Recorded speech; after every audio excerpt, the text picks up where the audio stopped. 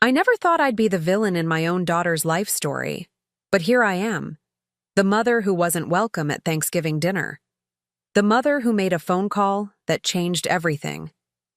Let me tell you how quickly a relationship can unravel when you discover the person your child married isn't who they pretended to be. It's a special kind of heartbreak, watching someone you raised with love and tenderness being slowly diminished by the person who vowed to cherish them.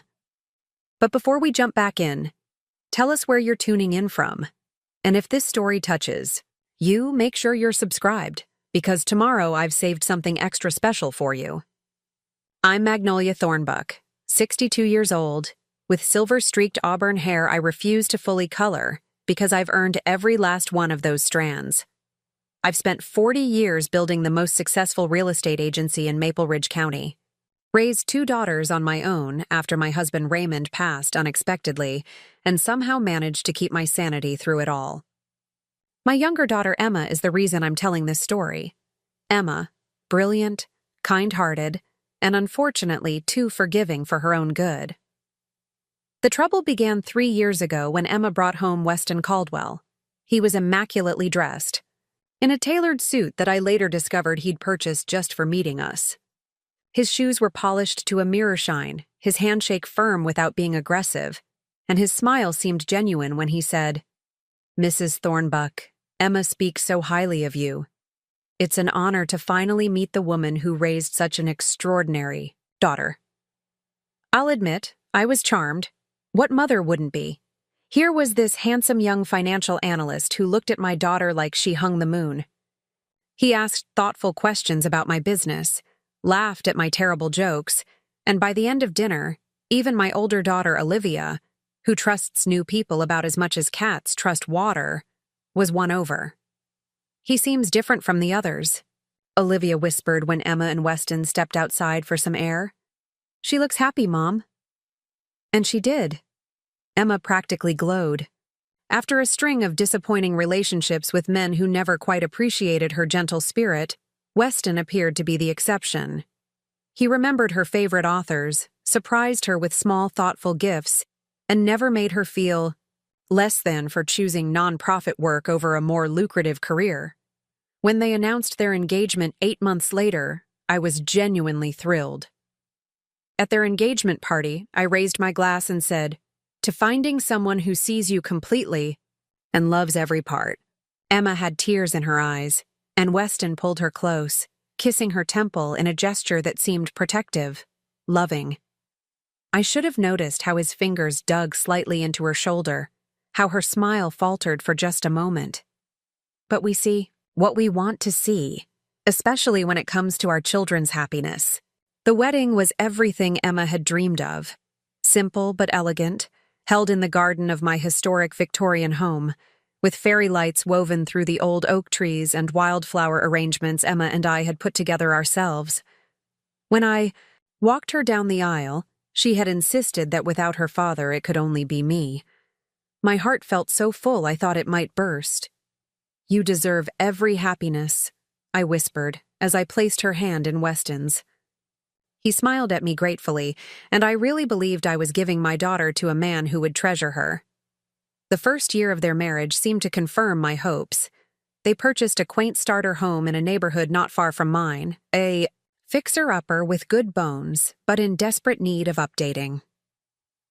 I offered to help with the down payment, but Weston politely declined. "We want to do this on our own, Magnolia," he explained. "Build something together, you know.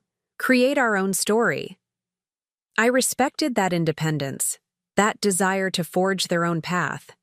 What I didn't know then was that 6 months later, when they were struggling with the renovation costs, Weston would approach me privately. "I've been thinking about what you offered," he said, voice lowered though Emma was just in the next room. "About helping with the house." "Emma doesn't need to." "No, but I'm worried about her stress levels with all these unexpected expenses." Something in his tone made me uneasy, but my concern for Emma overrode my instincts.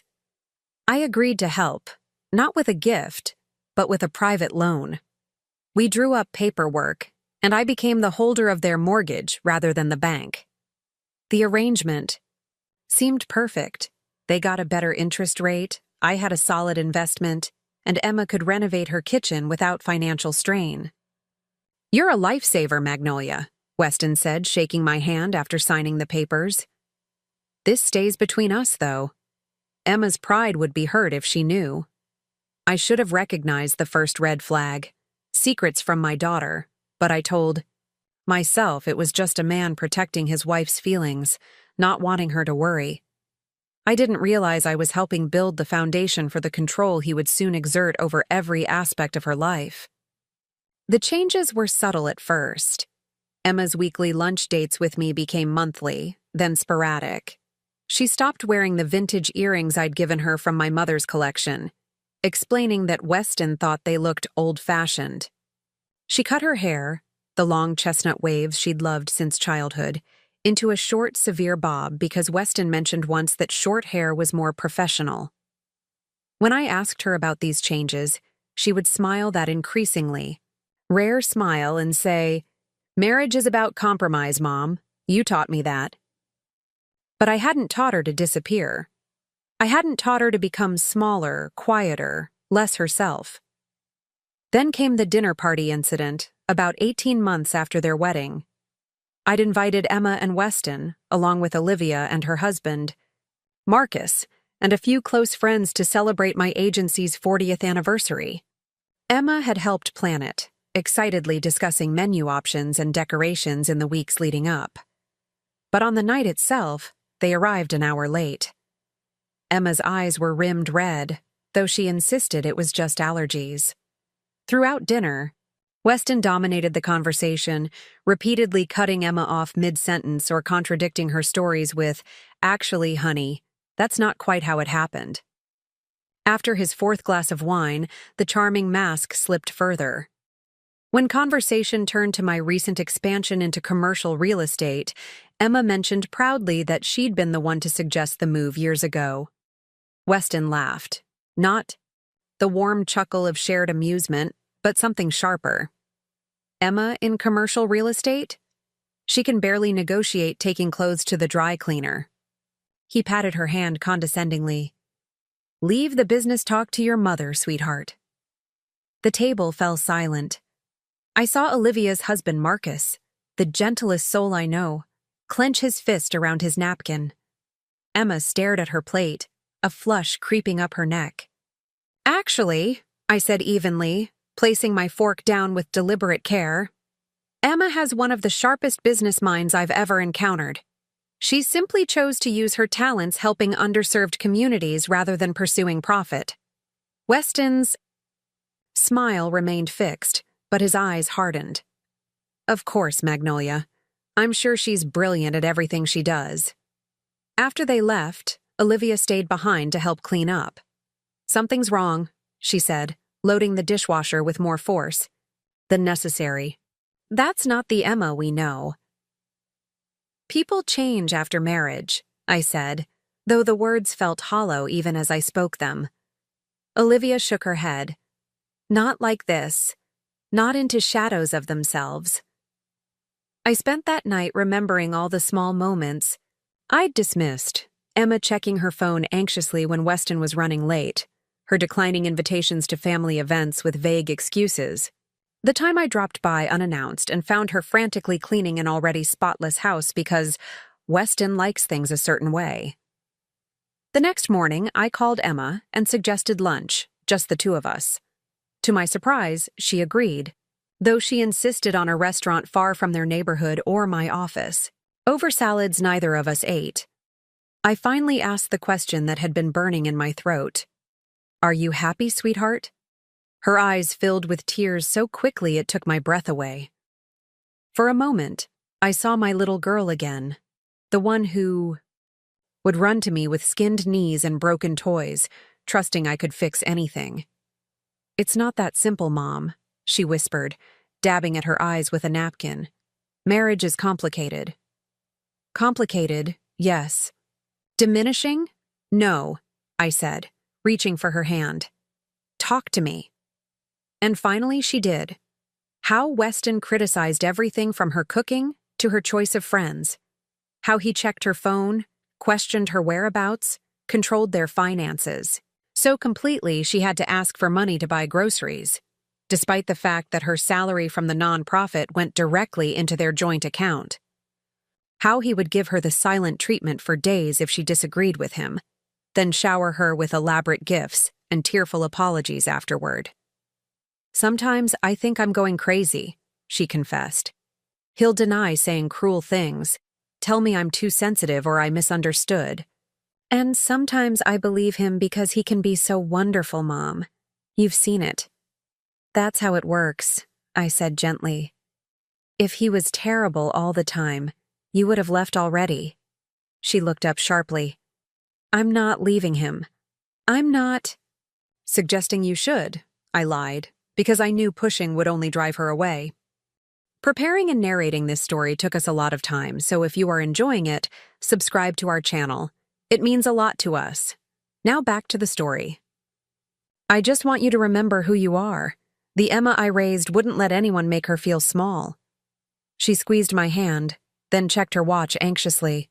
"I have to go. He'll be wondering where I am." 2 weeks later, Emma called to invite me to their home for dinner. "Weston wants to apologize for the dinner party," she explained, a note of hope in her voice. "He feels terrible about how he acted." I accepted, cautiously optimistic. Perhaps my lunch with Emma had made an impact. Perhaps Weston realized he was at risk of damaging his relationship not just with me, but with his wife. The evening started. Pleasantly enough. Their home looked beautiful, the renovations nearly complete, with gleaming hardwood floors and the craftsman details restored to their former glory. Emma had prepared an elaborate meal, and Weston greeted me with a hug and a seemingly heartfelt apology. "I was stressed about work, drinking too much," he explained. "It's no excuse for how I spoke to Emma or you. I'm genuinely sorry, Magnolia." "We all have bad days," I said diplomatically. "Let's move forward." Dinner conversation was carefully light. Gardening plans, a movie they'd enjoyed, Olivia's recent promotion. I noticed Emma still checked Weston's expression before speaking, still laughed a beat too loudly at his jokes, but she seemed more relaxed than she had in months. As we moved to the living room for coffee, I allowed myself to hope that perhaps things were improving. Then Weston cleared his throat and set his cup down with a deliberate clink. "Magnolia, there's something I wanted to discuss with you." Emma's smile froze in place, telling me instantly that whatever was coming, they hadn't discussed it together.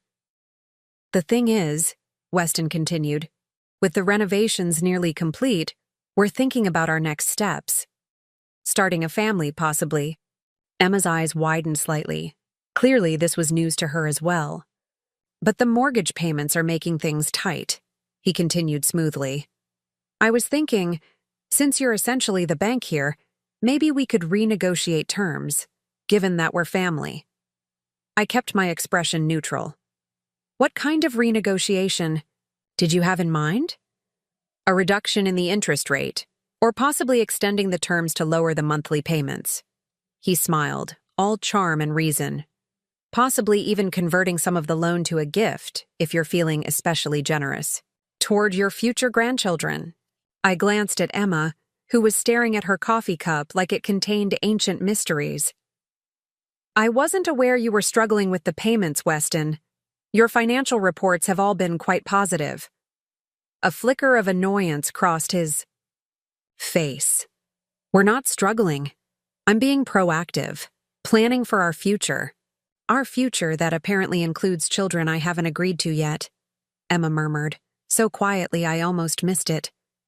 Weston's head snapped toward her. "What was that?" She set her cup down and met his gaze. "Nothing.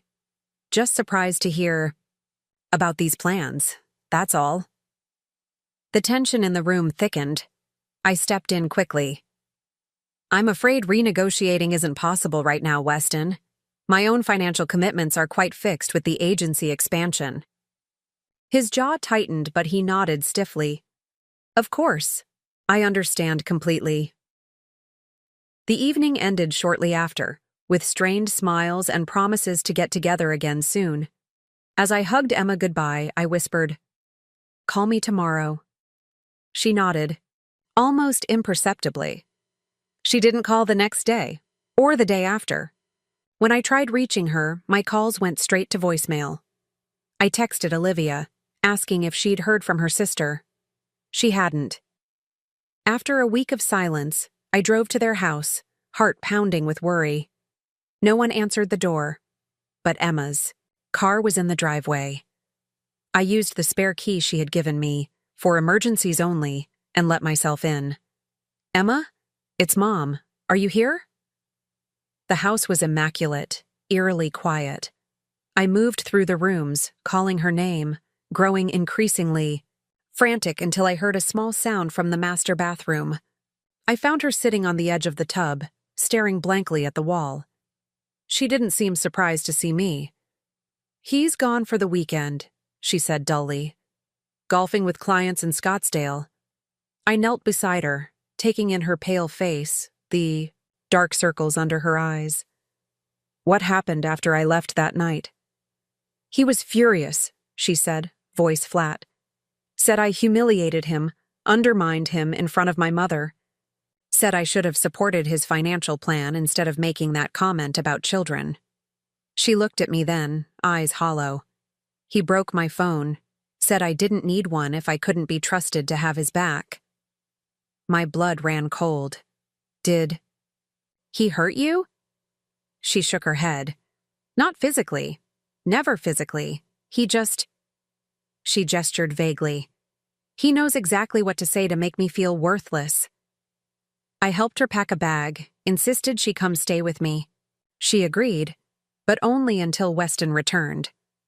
"Just to give us both space to cool down," she insisted. Those 3 days at my house, Emma began to come back to herself bit by bit. She slept late, ate the pancakes I made just the way she liked. Sat in the garden reading books she'd been meaning to get to. She called her old friends, reconnected with Olivia, even laughed, a real laugh that reached her eyes, when my ancient cat Fitzgerald knocked over a vase while chasing a dust mote. On Sunday evening, her face fell as she packed her overnight bag. "He'll have calmed down by now," she said, more to herself than to me. "You don't have to go back," I said quietly. She zipped her bag with finality. "He's my husband, Mom, for better or worse." "The worst part doesn't mean what you think it means," I told her, but she was already heading for the door. The next few months followed a sickening pattern. Emma would withdraw, become unreachable for weeks. Then she would resurface. Sometimes, with Weston's encouragement, "We should visit your mom. It's been too long," when he was in his charming phase, sometimes secretly when he was traveling for work. Each time I saw her, she seemed a little more subdued, a little less my daughter. Then came the email, 3 weeks before Thanksgiving, addressed to the entire family. "Dear all, Weston and I are excited to host Thanksgiving this year at our home. We've completed the renovations on the dining room and can't wait to show everyone the results. Please let us know if you can attend and if you're bringing a dish. Love, Emma." I knew immediately that Emma hadn't written it. The formal tone, the lack of personal touches or inside jokes, this was Weston's work. But I responded enthusiastically, offering to bring my mother's famous cranberry relish and to come early to help with preparations. Emma's response came quickly. "That would be lovely, Mom. Come around 10 a.m.? Thanksgiving morning dawned clear and cold. I gathered my contributions, the cranberry relish, a pumpkin pie, and a bottle of Emma's favorite sparkling cider, and drove to their house with a sense of optimism. Perhaps this family gathering was exactly what Emma needed to remember who she was, surrounded by people who truly loved her. The door opened before I could knock. It was Weston, dressed casually in designer jeans and a cashmere sweater, smiling. That perfect smile. "Magnolia, happy Thanksgiving." He stepped back to let me in, then paused, his smile faltering as he glanced at the items in my arms. "Oh, there's been a change of plans." Change of plans? I echoed, stepping into the foyer. The house was immaculate as always, but there was no smell of roasting turkey, no sound of Emma puttering in the kitchen. In fact, the house seemed entirely empty. Yes, unfortunately. He at least had the grace to look uncomfortable. Emma's feeling a bit under the weather. Nothing serious, just a migraine. We've decided to keep things very quiet and small today. I frowned, setting my dishes on the entryway table. If she's not feeling well, I should check on her. Where is she? Weston stepped sideways, blocking my path toward the bedroom. She's sleeping right now. Best not to disturb her. Something in his eyes made my skin prickle with alarm. Weston, I'd like to see my daughter. His smile tightened. As I said, she's resting. The thing is, Magnolia, we've actually had to cancel the larger gathering altogether. It's just going to be Emma and me today, having a quiet meal when she wakes up. I stared at him. You're uninviting me from Thanksgiving? After I was specifically asked to come early and help? I know it's disappointing, he said, voice dripping, with false sympathy. But surely you understand. Emma's health comes first. Then let me hear it from her, I insisted. I want Emma to tell me herself that she doesn't want me here. His expression hardened. That won't be possible. And frankly, Magnolia, I think it's best if you leave now. Emma doesn't need the additional stress of a confrontation. This isn't a confrontation, I said evenly. This is a mother concerned about her daughter, who suddenly has a convenient migraine right when family is due to arrive. Weston's charming mask slipped completely then. He stepped closer, voice lowering to a cold, precise tone I'd never heard from him before. Let me be clear. You are not welcome in our home today. Emma and I have discussed this at length, and we both feel you've been overstepping boundaries lately. The constant calls, the surprise visits, the unsolicited advice. It's becoming intrusive. That's not true, I said, heart pounding. Emma has never indicated. Because she's too kind to say it to your face, he interrupted. But believe me, she's exhausted by your neediness, by your refusal to let her have her own life, her own marriage, without your constant interference. Each word landed like a physical blow. Could it be true? Had I misread everything? Was I the problem? All along? No, I knew my daughter, I knew myself. And I knew manipulative tactics when I heard them. I don't believe you, I said simply. And I'm not leaving until I speak with Emma. His face flushed with anger. This is my house. Actually, I cut in, surprising myself with how steady my voice remained. It's technically my house. Or have you forgotten who holds your mortgage? The look he gave me then was pure hatred, stripped of all pretense. Are you threatening me? Not at all, I replied. Just stating a fact. Now, where is my daughter? For a moment, I thought, he might physically remove me from the house. His hands clenched at his sides, his breathing shallow and rapid. Then, from somewhere behind him, came a small voice. Mom! Emma appeared in the hallway, wrapped in a robe, hair disheveled. She looked pale, eyes squinting against the light. She did indeed look like someone suffering from a migraine. But there was something else in her expression. Relief. Emma, sweetheart, you should be resting, Weston said, voice instantly transformed back to gentle concern. I heard voices, she murmured.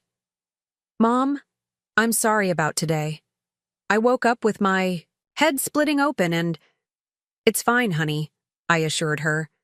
I just wanted to check on you before I left. Can I get you anything? Some tea, perhaps? Your grandmother's remedy? Before she could answer, Weston stepped between us. It covered, Magnolia. Thank you for stopping by. But as you can see, Emma needs quiet and rest. Emma's eyes moved from Weston to me, then back again.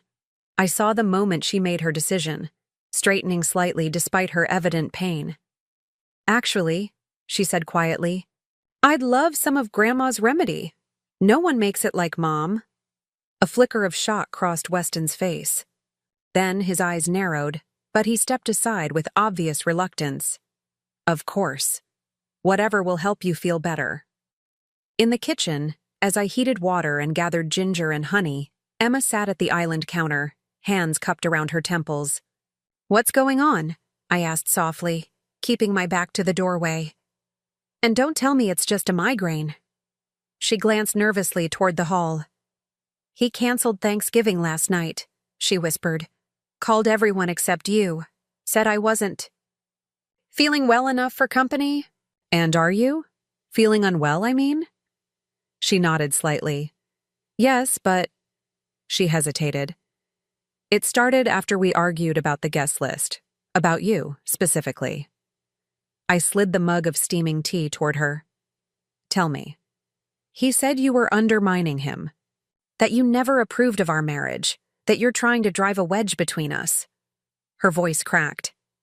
"He said I had to choose, his comfort or your feelings." The pain in her eyes broke my heart. "Oh, Emma. I couldn't do it, Mom. I couldn't call and uninvite you myself. So he said he'd handle it, and then I suddenly felt so sick, so exhausted." She took a shaky breath. "I don't know what's happening to me anymore." I reached across the counter and took her hand. "I do. You're being isolated from everyone who loves you. It's what abusers do." She flinched at the word abuser, but didn't pull away. "He's never hit me." "Abuse isn't always physical," I said gently. "You know that from your work at the shelter." She closed her eyes. "It's different when it's happening to you. You start to believe maybe you deserve it." "You don't," I said firmly. "No one does." A floorboard creaked behind us. We both looked up to see Weston leaning against the door frame, arms crossed. "Feeling any better, sweetheart?" he asked Emma, but his eyes were fixed on me. "A little," she murmured. "Mom's tea helps." "Good," he said brightly, pushing off the doorframe and approaching us. "Because I was thinking, since you're up anyway, maybe your mother could stay for a small Thanksgiving lunch after all.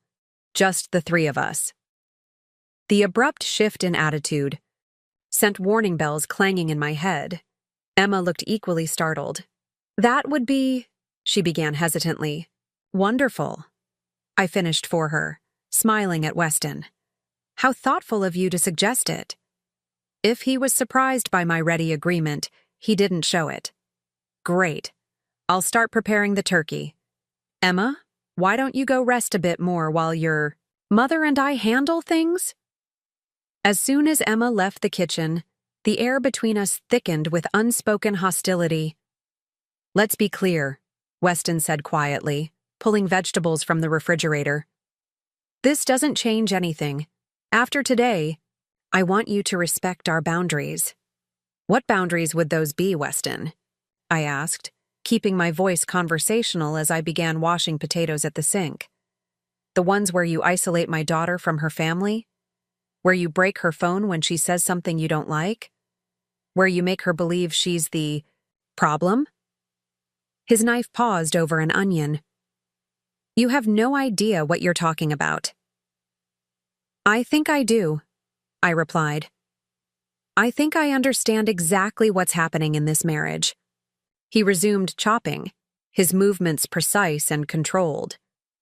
"Emma is a grown woman who can make her own choices. If she has issues with our relationship, she's free to address them with me directly." "Is she?" I asked. "Is she really free to do that, Weston?" He set the knife down with deliberate care. "I don't appreciate what you're implying." "And I don't appreciate what you're doing to my daughter," I replied, matching his quiet intensity. "But here we are."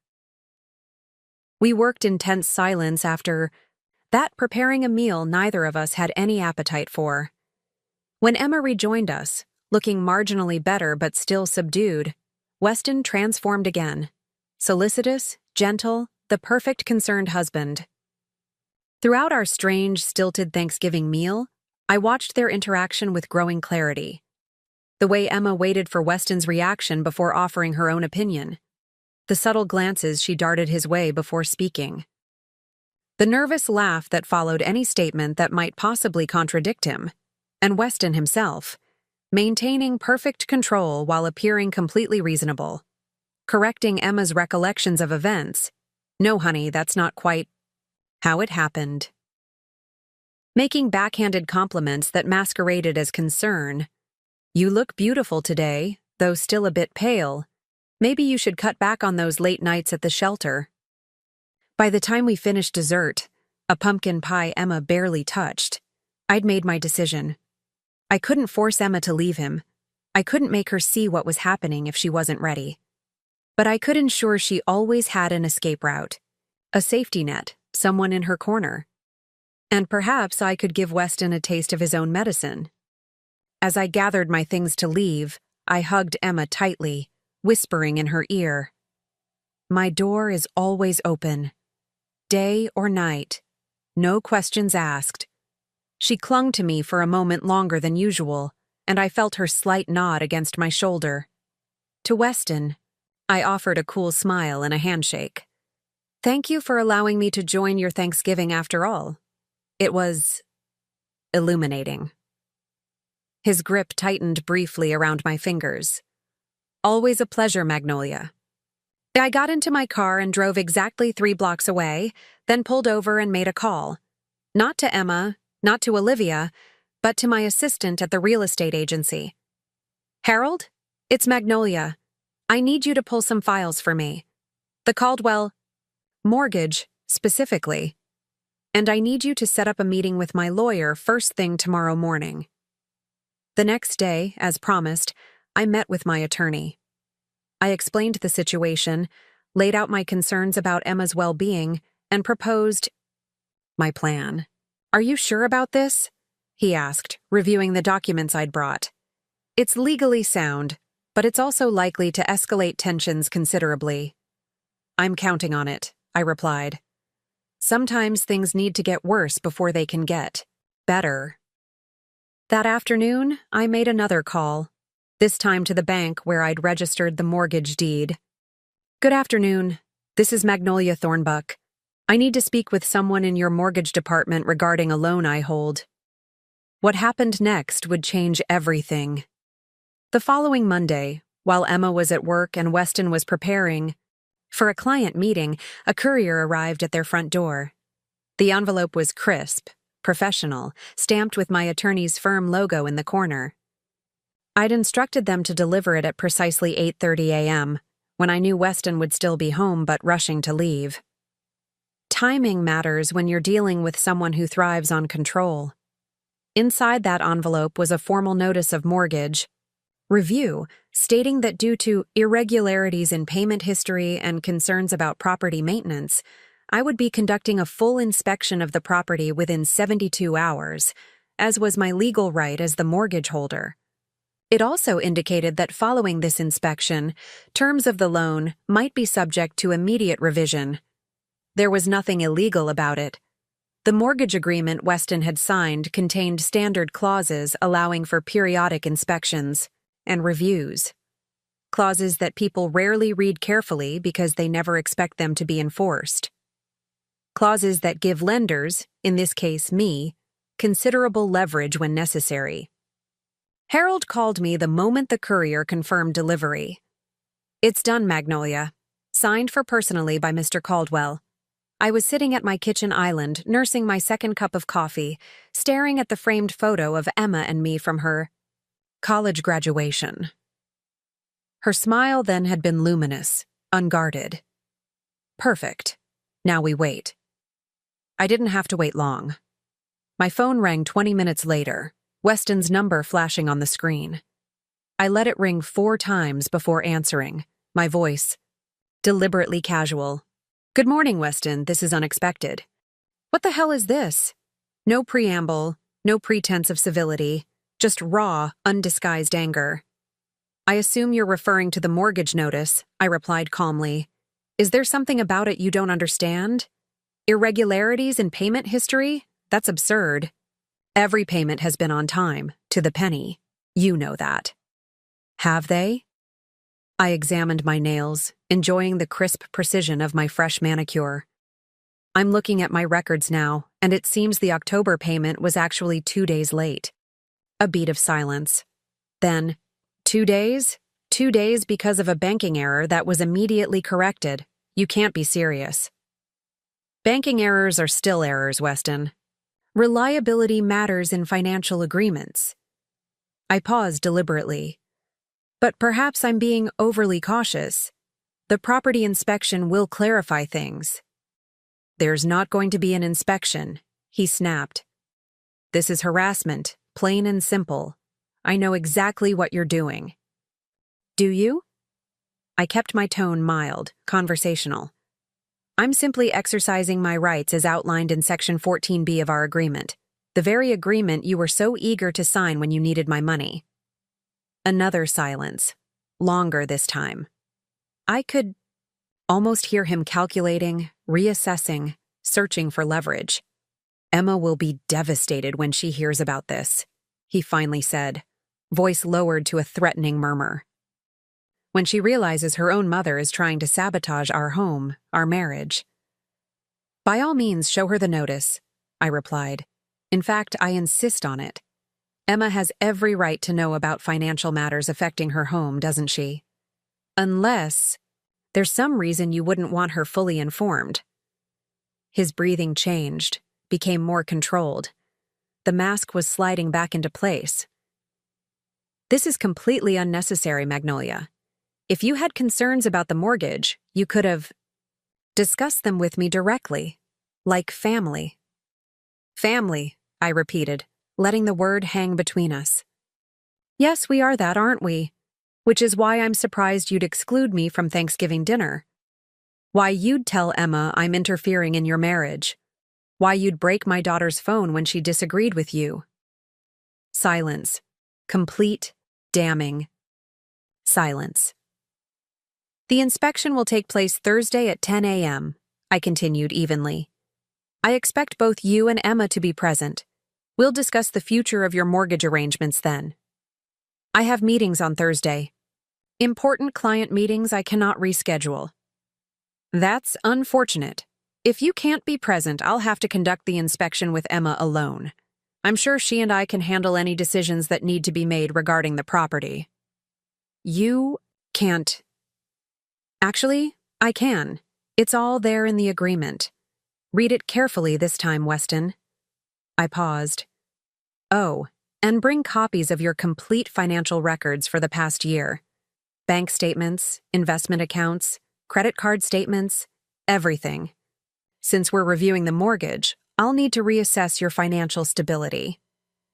The threat was clear, though never explicitly stated. Financial control was Weston's primary weapon against Emma. If I could undermine that control, create transparency where he demanded secrecy, I might give Emma a chance to see the truth. This conversation is over, he said coldly. Expect to hear from my attorney. I look forward to it. I'm sure he'll find our agreement thoroughly binding. Goodbye, Weston. I hung up and immediately called Olivia. It started, I told her. Be ready for Emma to reach out. My older daughter had been my confidant through this entire ordeal, the only other person who fully understood what was happening to Emma. What if she doesn't? Olivia asked, voicing the fear we both shared. What if he convinces her you're the enemy? Then we move to Plan B, I said, with more confidence than I felt. But let's give Plan A a chance first. Emma called that evening, her voice tight with confusion and hurt. Mom, what's going on? Weston showed me some kind of formal notice about our mortgage. I was prepared for this moment, had rehearsed it carefully. Yes, I sent it. There are some matters we need to discuss regarding the property and loan terms. Nothing to worry about, just standard procedure when a private mortgage has been in place for over 2 years. But why so formal? Why not just talk to us? Sometimes formal is better, sweetheart. Keeps everything transparent and above board. I softened my tone. I'd be happy to explain everything on Thursday during the inspection. You'll be there, won't you? A hesitation. Weston says he can't make it. He wants to reschedule. That's entirely his choice. But the inspection needs to happen this week, and I'd really like you to be there, Emma. This is your home too, your financial future. The line went quiet for so long I thought we'd been disconnected. Then, very softly, "He's angry, Mom." Really angry. My heart clenched. At me, I hope. Not at you. At everything. He keeps saying you're trying to control us, trying to punish him for Thanksgiving. Her voice dropped to a whisper. Is that true? No, I said firmly. This isn't about punishment.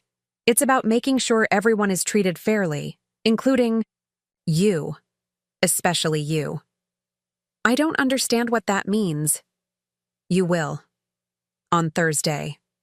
I gentled my voice. Emma, do you trust me? Another long pause. I don't know who to trust anymore. It wasn't the answer I'd hoped for, but it was honest. And maybe that was the first crack in the facade Weston had built around her. Just be there Thursday. That's all I'm asking.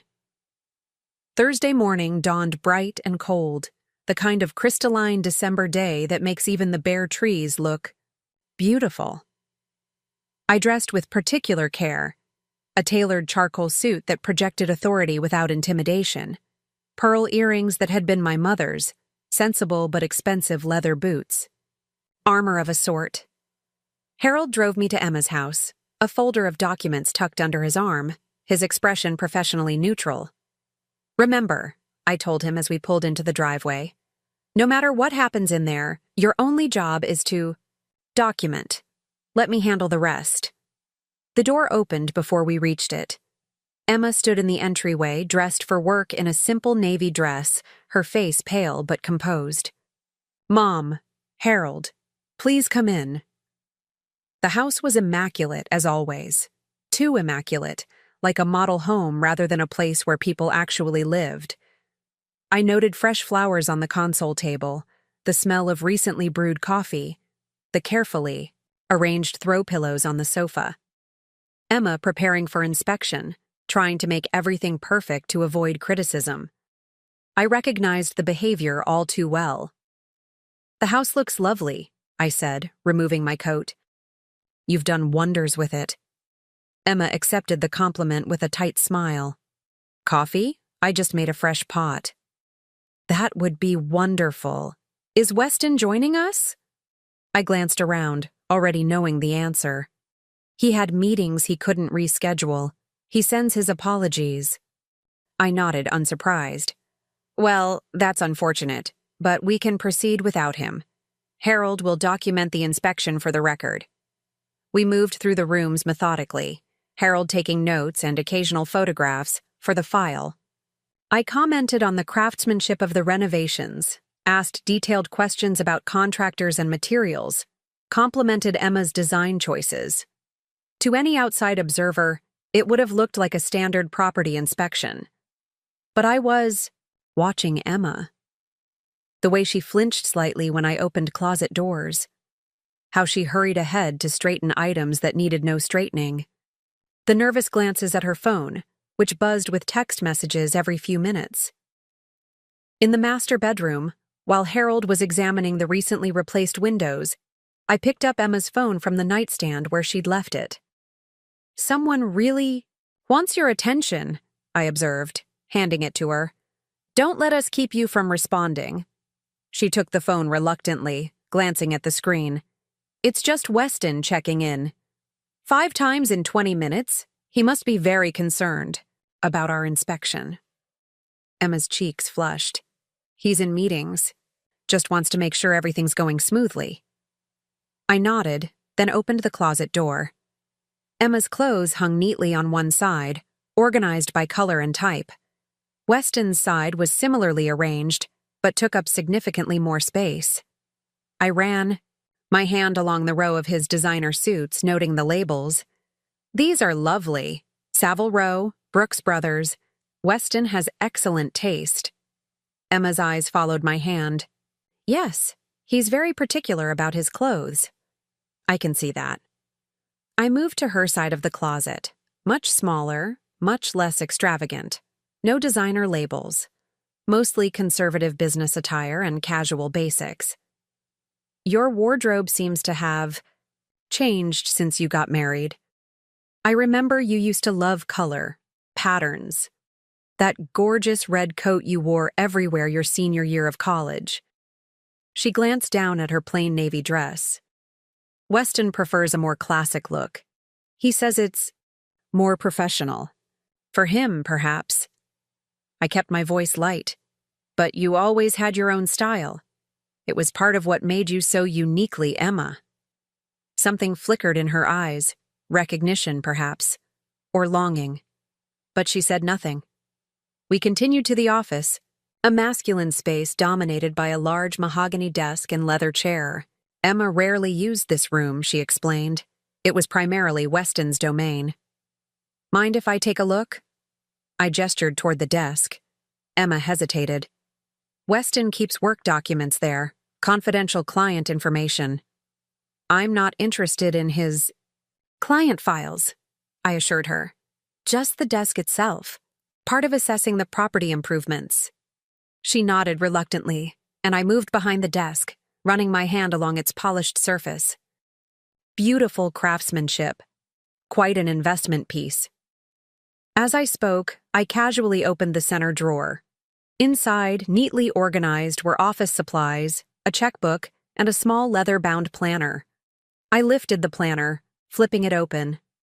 Mom! I don't think, Emma began, but stopped as I held up a hand. This is interesting, I said, examining an entry. Wasn't your nonprofit's fundraising gala on the 15th? The one you spent months organizing? Emma nodded, confused. Yes, why? I turned the planner toward her. Because Weston has a dinner, scheduled that evening with someone named Vanessa, at Le Cirque. Her face went perfectly still. That must be a work dinner, a client. On the evening of your most important professional event of the year? I raised an eyebrow. The event you specifically asked him to attend with you? Emma took the planner from my hands, examining the entry herself. Her fingers trembled slightly. This doesn't mean anything. He probably just forgot about the gala when he scheduled this. Perhaps, though it seems odd that a man as meticulous as Weston would make such an oversight. I glanced at the planner again. Especially since your gala is actually noted on the previous page, right here. Emma stared at the entries, brow furrowed. I'm sure there's an explanation. I'm sure there is, I agreed, keeping my tone neutral. The question is whether it's an explanation that respects your work and your marriage. Harold cleared his throat from the doorway. Ms. Thornbuck, if you're ready, we should examine the basement renovations next. I nodded, stepping away from the desk. Of course. Emma, shall we? She replaced the planner exactly as she'd found it and led us downstairs, her movements stiff, her expression clouded. The seeds of doubt had been planted, not just about Weston's fidelity, but about his honesty, his respect for her career, his priorities. The basement inspection was brief and unremarkable. As we returned to the main floor, Emma's phone buzzed again. She checked it, her face paling slightly. Everything all right? I asked. Weston's coming home, she said quietly. His meetings ended early. I glanced at my watch. Perfect timing. We're just about finished here anyway. Emma's eyes widened in alarm. Mom, I think it might be better if you were gone before he arrives. He's not in the best mood. I'm not afraid of Weston's moods, Emma. I set my folder on the dining room table and began spreading out documents. In fact, it's probably best if he's here for this next part. Harold, would you mind waiting in the car? I think this should be a family discussion. Harold nodded, understanding the plan. Of course, I have all the documentation I need for now. Mrs. Caldwell, Thank you for your cooperation today. After he left, Emma turned to me, arms crossed protectively across her chest. What next part? I thought the inspection was the point of this visit. The inspection was just the beginning. Now we need to discuss the terms of your mortgage. Moving forward. I gestured to the documents on the table. Please, sit down. Emma sat reluctantly, her posture tense. I don't understand what's happening, Mom. Why are you doing this? Before I could answer, the front door opened and closed with a decisive bang. Weston strode into the dining room, his expression thunderous beneath a thin veneer of professional composure. He was still wearing his suit from work, his hair perfectly styled, but the muscle twitching in his jaw betrayed his fury. Magnolia, still here, I see. His voice was tightly controlled. Perfect timing, Weston. I was just about to review the mortgage documentation with Emma. I smiled pleasantly. Please join us. This concerns you both. He remained standing, hands in pockets. Whatever you have to say can be directed to my attorney. I informed you on Monday that I'd be seeking legal representation in this matter. You're certainly entitled to do that, but as I haven't received any communication from said attorney, we can proceed as planned today. I turned a document toward Emma. This is the original mortgage agreement you and Weston signed 2 years ago. I'd like you to review Section 14, particularly subsection C. Emma leaned forward, scanning the document with a frown. Private lender reserves the right to modify terms with 30 days' notice in event of... What does this mean, exactly? It means, Weston interrupted, that your mother is threatening to change our mortgage terms unless we comply with whatever ridiculous demands she's cooked up. It's coercion, plain and simple. It's standard language in private lending agreements, I corrected mildly. And I haven't made any demands yet, ridiculous or otherwise. I slid another document across the table. This is what I'm proposing. Emma picked it up, reading slowly. Her eyes widened. You want to put the house in my name? Only my name? Yes. The mortgage would remain in place, but you alone would hold the deed. Weston's laugh was sharp, disbelieving. Absolutely not. This house belongs to both of us. We're married. The mortgage was issued to both of you, I acknowledged. But legally, I have the right to modify that arrangement provided the terms remain financially equivalent. Since Emma's credit score is actually higher than yours, Weston, transferring the deed to her name represents no additional risk to me as a lender. This is about control, he said flatly. You're trying to drive a wedge between us. Turn Emma against me. On the contrary, I'm trying to ensure my daughter is protected, financially and otherwise. I met his gaze steadily. Something that should be a priority for both of us. Protected from what, exactly? Her husband? The man who provides for her? Who built this life with her? His voice rose slightly, that careful control beginning to slip. Do you provide for her, Weston, or does she provide for you? I slid a third document across the table. This is a financial analysis of your household income and expenses for the past year, based on the mortgage application records and what Emma has shared with me about her salary. Emma stared at the paper, confusion giving way to shock. This can't be right. It says my income accounts for 62% of our household revenue. That's correct, I confirmed. Your nonprofit salary, plus the annual trust payment from your father's estate, significantly outweighs Weston's income from the investment firm. Weston's face darkened. Those figures are outdated. My bonuses aren't reflected there. Actually, they are, along with your expenses. I tapped another section of the document. Designer suits, monthly golf club dues, weekly business dinners at places like Le Cirque. Quite a lifestyle for someone in a junior position at a regional investment firm. Emma's eyes moved between the document and Weston, bewilderment turning to suspicion. I don't understand. You said we needed to be careful with money. That we couldn't afford a housekeeper, or for me to take that trip to my college roommate's wedding. You said, I said what was necessary to manage our finances responsibly. Weston cut in, his tone softening as he addressed Emma. Sweetheart, your mother is manipulating numbers to create a false narrative. You know how creative accountants can be. There's nothing creative about these figures, Weston. They're drawn directly from your joint bank statements. I turned to Emma. Statements. I'm not convinced you've ever seen, despite contributing the majority of funds to those accounts. Emma's face had gone very pale. Is that true? Have you been keeping our financial records from me? Of course not. Weston moved to stand behind her chair, placing his hands on her shoulders in a gesture that might have seemed supportive to an outside observer. I noticed how his fingers dug slightly into her skin. I handle the day-to-day finances because I have the expertise. You've never expressed interest in reviewing statements or balancing accounts. Because every time I asked about our finances, you told me not to worry my pretty head about it, she said quietly, that it was all under control. And it is. His grip on her shoulders tightened visibly. Your mother is creating problems where none exist. This is about Thanksgiving, about her wounded pride because I dared to set a boundary. I shook my head. This isn't about Thanksgiving, Weston. This is about a pattern of behavior that's been concerning me for quite some time.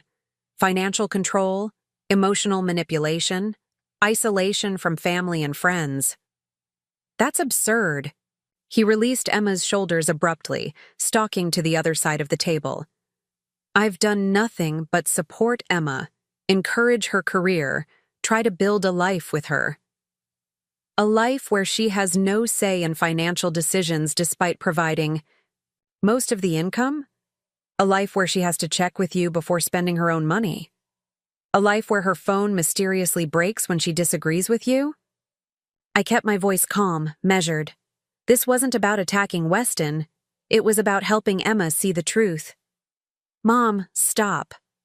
Emma's voice was strained. This isn't helping. I think it is, I countered gently. I think it's time for complete transparency. About finances, about expectations, about that dinner at Le Cirque scheduled on the night of your gala. Weston went very still. You went through my personal planner? That's private property. I noticed an entry while examining the desk. I turned to Emma.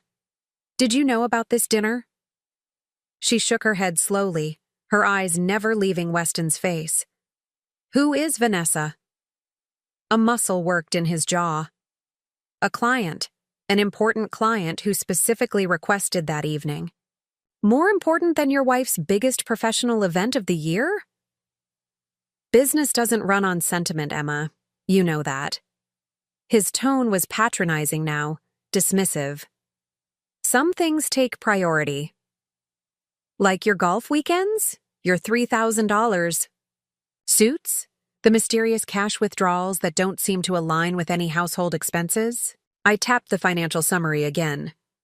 All funded primarily by my daughter's income and my loan.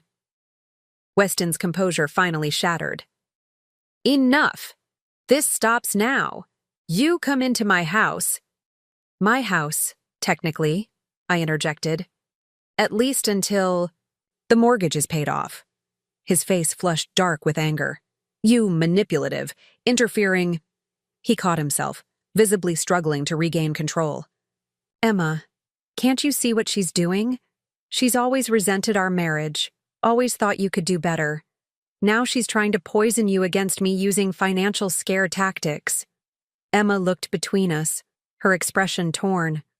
I don't know what to think anymore. Then let me make it simple, I said, pushing the deed transfer document toward her again. Sign this, and the house becomes yours alone. A safety net, nothing more. If your marriage is as solid as Weston claims, it changes nothing practical. You'll continue as you have been, just with additional security. And if she doesn't sign? Weston demanded. What then? You'll raise our interest rates? Call in the loan? Force us out of our home? I would never do that to Emma, I said, evenly. But I am prepared to enforce every condition of our agreement, including quarterly financial reviews and inspections. Complete transparency. The threat was clear. No more financial secrets, no more hidden transactions, no more controlling the narrative.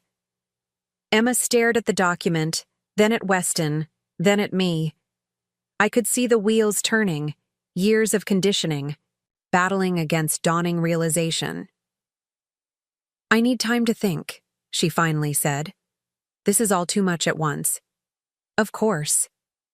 I gathered the remaining papers into my folder, leaving only the deed transfer document on the table. Take all the time you need. The offer remains open indefinitely. I stood, collecting my coat from the back of the chair. Weston, I imagine you'd like some privacy to discuss this with Emma. I'll see myself out. His expression was murderous, but carefully contained. This isn't over, Magnolia. No, I agreed. I don't believe it is. I turned to Emma, who remained seated, looking smaller and more fragile than I'd seen her in years. Call me any time, sweetheart, day or night. She nodded mutely, and I felt a pang of guilt. Had I pushed too hard? Too fast? Would this drive her further into Weston's control rather than freeing her from it? The doubt must have shown on my face, because Emma suddenly rose and followed me to the door. Mom, she said quietly, out of Weston's earshot. Did you really do all this because of Thanksgiving? I took her hands in mine, squeezing gently. I did this because I love you, because you deserve to be truly seen and valued, because no one should ever make you feel small, especially not someone who claims to love you. Her eyes filled with tears. I don't know what happens next. You decide, I told her. For once, you decide. I left then, walking to where Harold waited in the car, my heart hammering in my chest. I had played my hand, revealed the financial manipulation, planted seeds of doubt about Weston's fidelity and priorities, offered Emma a concrete path to greater independence. Now I could only wait and hope that somewhere inside, beneath layers of gaslighting and emotional abuse, my daughter still knew her own worth. What I didn't know as I drove away was that Weston would spend the next 4 hours alternately raging at Emma and pleading with her, using every manipulation tactic in his arsenal to regain control. That he would promise to change, to be more transparent, to attend her next work event, only to revert minutes later to accusations and threats when these promises didn't immediately sway her. I didn't know that when he finally stormed out around midnight, declaring he needed space to process this betrayal, Emma would sit alone in their perfectly decorated living room, surrounded by beautiful things that suddenly felt hollow, and begin to truly see the cage she'd been living in. I didn't know that she would open a drawer in their shared desk, a drawer Weston thought she never accessed, and find bank statements for accounts she didn't know existed, credit card bills for charges she couldn't explain, receipts for jewelry she'd never received, and I certainly didn't know that at 2:17 a.m., as I lay awake staring at the ceiling, worry gnawing at my insides, my doorbell would ring. That I would rush downstairs in my robe to find Emma on my doorstep, a small suitcase at her feet, her face tear-streaked but resolute. You were right, she would say simply, about everything. And as I gathered her into my arms, feeling her body shake with silent sobs against my shoulder, I would know that this wasn't the end of the story, that Weston wouldn't let go easily, that there would be ugly accusations, attempts at reconciliation, perhaps even legal battles ahead. But it was a beginning, the beginning of Emma finding her way back to herself, one painful step at a time. The morning after Emma arrived at my doorstep, I woke early and crept downstairs, careful not to disturb her. She had finally fallen asleep, in the guest room around 4 a.m, emotionally exhausted after hours of tearful revelations. I found Olivia already in my kitchen, methodically measuring coffee grounds into the French press. "I came as soon as I got your text," she said, voice low. "How is she?" "Sleeping finally." I sank into a chair at the kitchen island, suddenly aware of how drained I felt. "It's worse than we thought, Liv." My older daughter's face hardened as she poured hot water over the coffee. "Tell me." I recounted what Emma had discovered.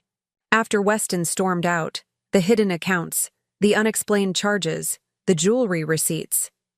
He's been systematically draining their joint accounts for at least a year, taking her trust fund payments, her salary, and diverting significant portions to accounts only he controls.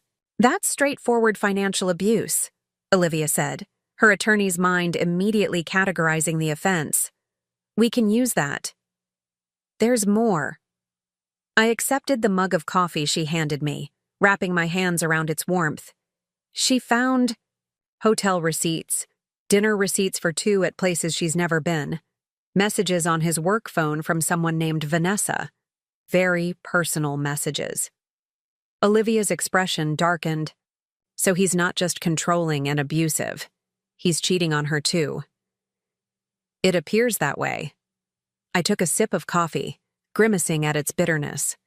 Or perhaps that was just the taste of the situation itself.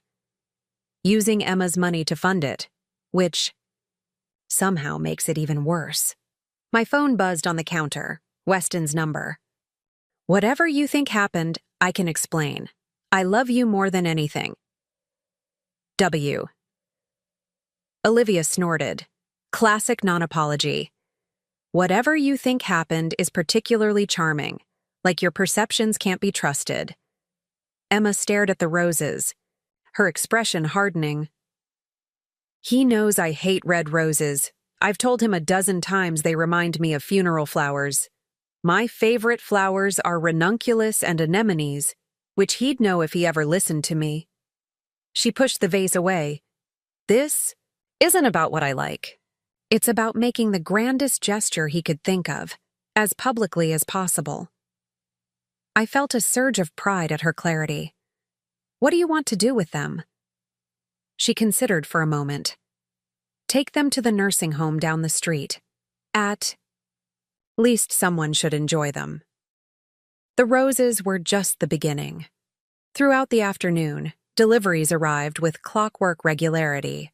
Gourmet chocolates, a designer handbag she'd once admired in a store window, even a jewelry box containing diamond earrings that made Emma laugh bitterly. "Probably bought with my money," she observed, setting the box aside without opening it. By evening, the parade of gifts had stopped, replaced by a new tactic. Weston began calling mutual friends, Emma's colleagues, even distant relatives, expressing concern about her fragile emotional state and her sudden, inexplicable departure. One by one, they called or texted Emma, voices full of confusion and worry. "He's trying to control the narrative," Olivia explained as Emma fielded yet another concerned call. "Make it seem like you're the unstable one. Classic abuser move." Emma ended the call with her bewildered college roommate and set her phone down with a sigh. "I can't keep having this conversation. I don't even know what to tell people." "The truth," I suggested. "As much or as little of it as you're comfortable sharing." "But that's just it. I'm not comfortable sharing any of it." Her voice rose with frustration. "I don't want everyone knowing how completely I was fooled. How I let him control our finances, criticize my clothes, isolate me from friends. I don't want to be pitied." "Then don't give details," Olivia advised. "Just say that your marriage has reached a breaking point and you're taking some time to consider next steps. You don't owe anyone the full story." Emma nodded slowly. "Okay, I can do that." But the respite was brief. Just after 9, as we were clearing dishes from a dinner Emma had barely touched, headlights swept across the front windows. A car door slammed, followed by quick, determined footsteps on the front walk. "It's him," Emma whispered, face draining of color. Olivia was already moving toward the door. "I'll handle this. Mom, Stay with Emma." "No," Emma said suddenly, her voice stronger than it had been all day. "No, I need to do this myself." I studied her face, searching for signs of wavering. "Are you sure?" She nodded, straightening her shoulders. "I'm sure, but—" "Stay close?" "Always," I promised. The doorbell rang, 3 times in rapid succession. Emma took a deep breath and walked to the door, Olivia and I hanging back in the hallway, close enough to intervene if needed, but giving her the space she'd requested. When she opened the door, Weston stood on the threshold, impeccably dressed, as always, but with signs of strain showing around his eyes. His expression cycled rapidly from relief to calculation to a carefully constructed concern. "Emma, thank God." He stepped forward as if to embrace her, but she held up a hand, stopping. "Him! Don't!" He froze, then nodded as if her reaction was expected. Understandable. "Okay, I respect that. Can we talk? Just for a few minutes?" Emma hesitated, then stepped out onto the porch, pulling the door mostly closed behind her. My heart raced with anxiety, but I forced myself to respect her choice. Through the window I could see them clearly. Emma standing with her arms crossed, Weston gesturing earnestly, his expression shifting between pleading and intensity. "She's holding her ground," Olivia murmured, watching from beside me. "Look at her posture." Indeed, while Emma looked tense, she wasn't shrinking away or nodding along as she once might have. She was listening, but with a guardedness that was new, protective rather than frightened. After about 5 minutes, Weston's demeanor changed. His gestures became more agitated, his stance more aggressive. He stepped closer to Emma, who immediately backed up a step, maintaining the distance between them. His voice rose just enough that fragments drifted through the window. "Completely unreasonable. After everything I've done for you. Your mother poisoning you against me. That was enough." I moved toward the door, but Olivia caught my arm, pointing. Emma was shaking her head firmly, her own voice rising to match his. "No, Weston, that's not going to work anymore. I saw the accounts. I saw the receipts. I saw the text messages." His face contorted with anger, the mask of concern dropping. "Completely. You had no right. I had every right. It's my home too, my money too, my life." Emma's voice was steadier now, gaining strength with each word. "I'm not coming back. Not tonight, not tomorrow, not ever." "You don't mean that." His tone shifted again, softening, becoming wounded. "We can work through this. Go to counseling. Start fresh." "There's nothing to work through." She took another step back, her hand finding the doorknob. "Please leave. I'll have my lawyer contact you about next steps." Weston's expression darkened. "Lawyer?" I showed the screen to Olivia, who nodded. "Time to face the music." I answered on the 3rd ring, keeping my voice neutral. "Good morning, Weston." "Where is she?" No greeting, no pretense of civility. His voice was tightly controlled, but vibrating with anger. "Emma is safe." I met Olivia's gaze across the kitchen. "That's all you need to know right now." "Don't play games with me, Magnolia. I know she's with you. Put her on the phone. Now." "I'm afraid that's not possible. Emma is sleeping, and I have no intention of waking her." "She's my wife." His voice rose slightly, that careful control slipping. "You have no right to keep her from me." "I'm not keeping her from anyone. She came here of her own free will, and she'll leave the same way when she's ready." I paused, letting that sink in. "If she wants to talk to you, she knows how to reach you." "This is your doing," he hissed.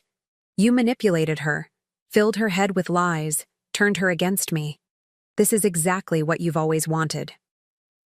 "What I've always wanted is for Emma to be happy and safe, to be valued for who she is, to be loved without conditions or control."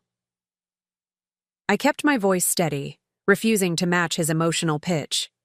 If that's what you want too, then we're on the same side. Don't pretend this is about Emma's welfare. This is about you, your need to control everything, your inability to let go, your pathological jealousy of anyone who takes her attention away from you. The accusation was so perfectly backward, so completely projecting his own behavior onto me, that I almost laughed. Instead, I simply said, I think we both know that's not true. Tell Emma to call me, today, or I'll file a missing persons report. She's a grown woman who left voluntarily after discovering her husband has been lying to her for years. Feel free to explain that to the police. I paused. And while you're at it, you might want to explain the accounts she never knew about, the credit cards you opened in her name, the jewelry you purchased for Vanessa using Emma's trust fund. Money. The silence on the other end was deafening.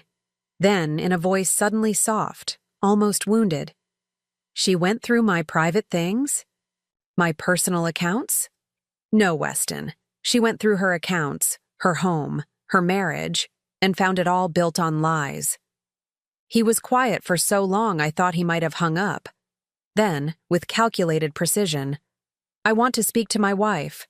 She owes me that much. Emma doesn't owe you anything at this point, but I'll tell her you called when she wakes up. The decision to respond will be entirely hers. I ended the call before he could reply, setting the phone down on the counter with a shaky hand. Olivia reached across and squeezed my fingers.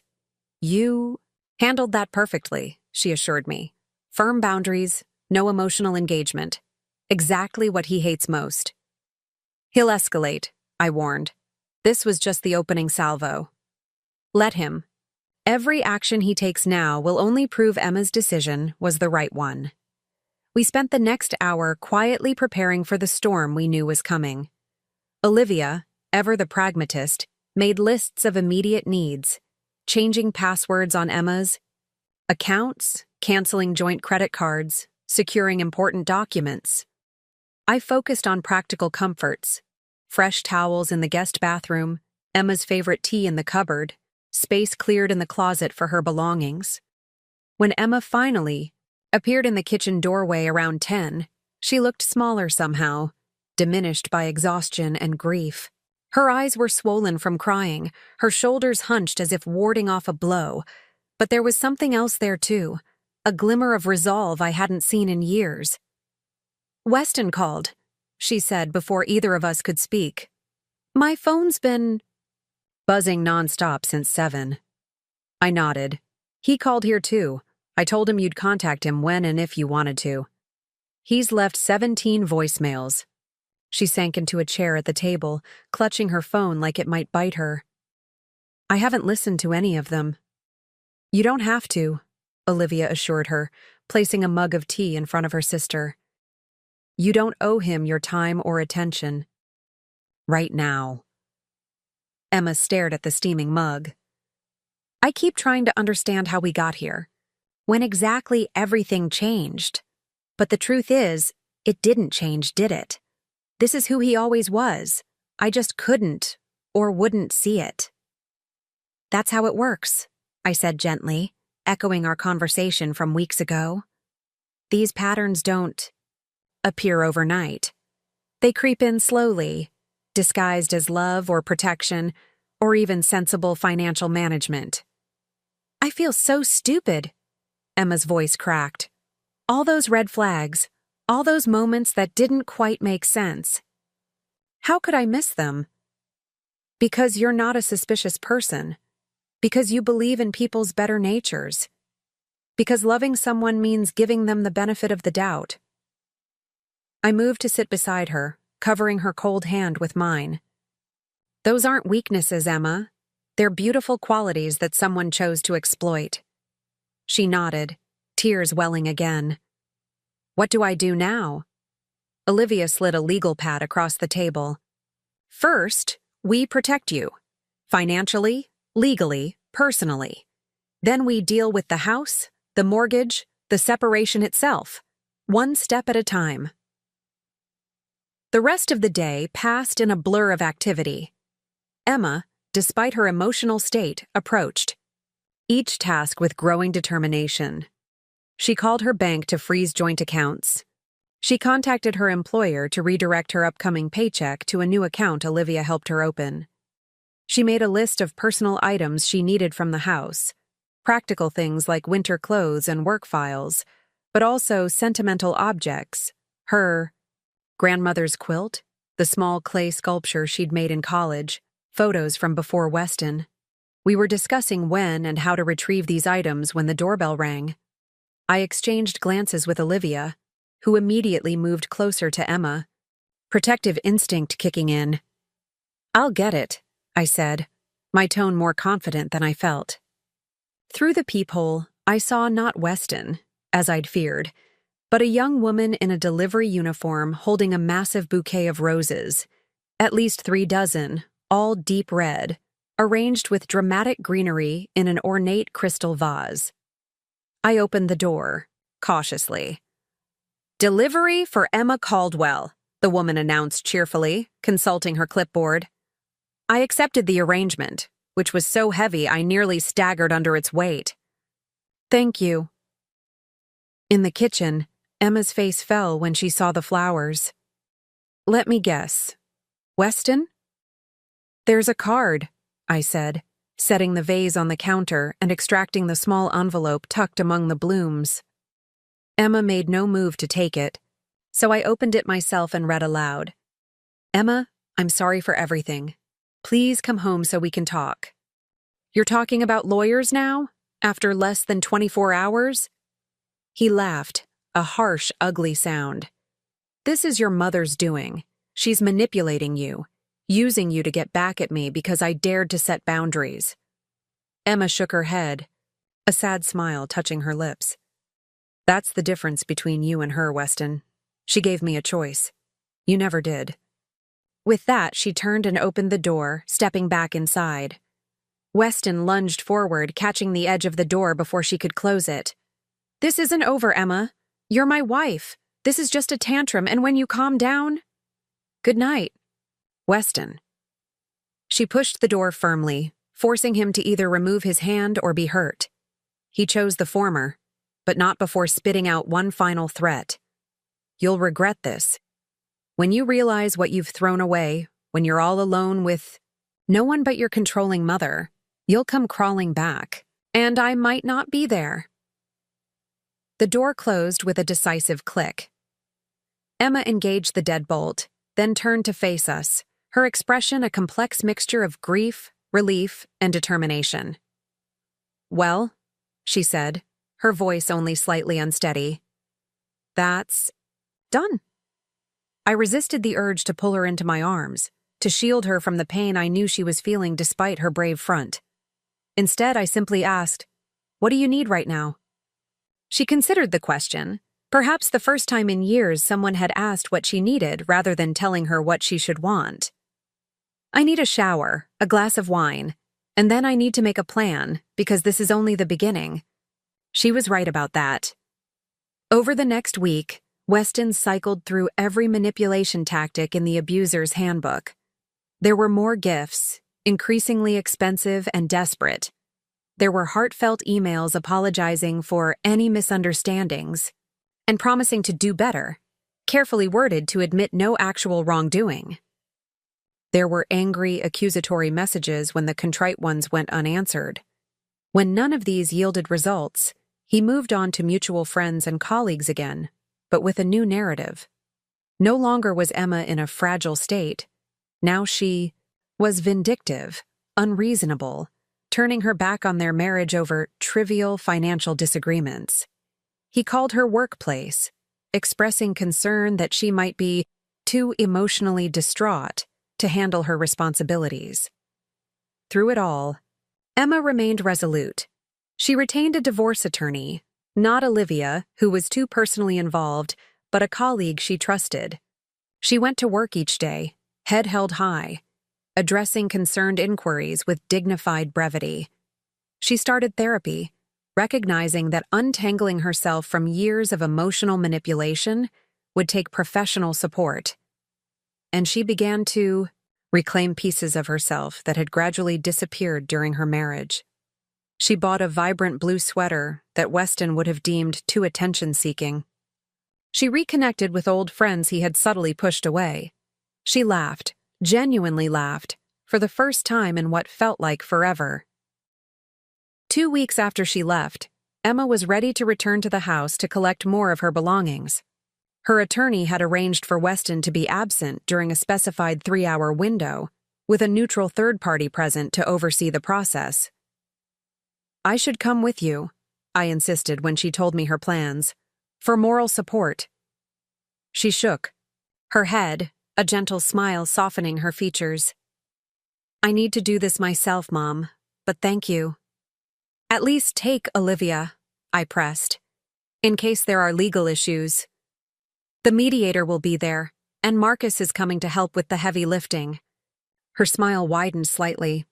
"He's been wanting to punch Weston since that dinner party last year.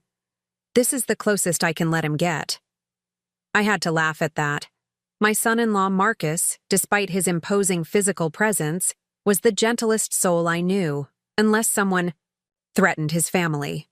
"All right, but call me the moment you're done." "I will," she promised.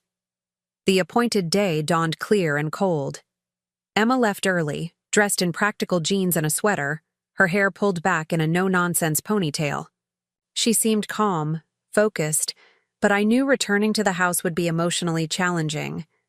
I busied myself with work, trying not to check my phone every 5 minutes for updates. Around noon, just when I expected her to be finishing up, my phone rang, not Emma's number, but one I didn't recognize. I answered cautiously. "Mrs. Thornbuck." A woman's voice, professionally pleasant. "This is Officer Rivera with the Maple Ridge Police Department. I'm calling about your daughter, Emma Caldwell." My heart stuttered. "Is she all right? What's happened?" "She's fine," the officer assured me quickly. "But we've had a situation at her residence. Her husband called in a complaint alleging she was removing items that didn't belong to her." "That's absurd," I sputtered. "She was there during an agreed-upon time with a court-appointed mediator collecting her personal belongings."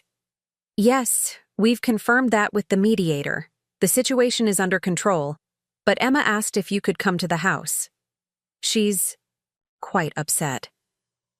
"I'll be right there," I promised, already reaching for my car keys. The scene that greeted me at Emma and Weston's house was chaotic. 2 police cruisers parked at the curb, neighbors peering curiously from their front yards, and Emma sitting on the front steps, face buried in her hands.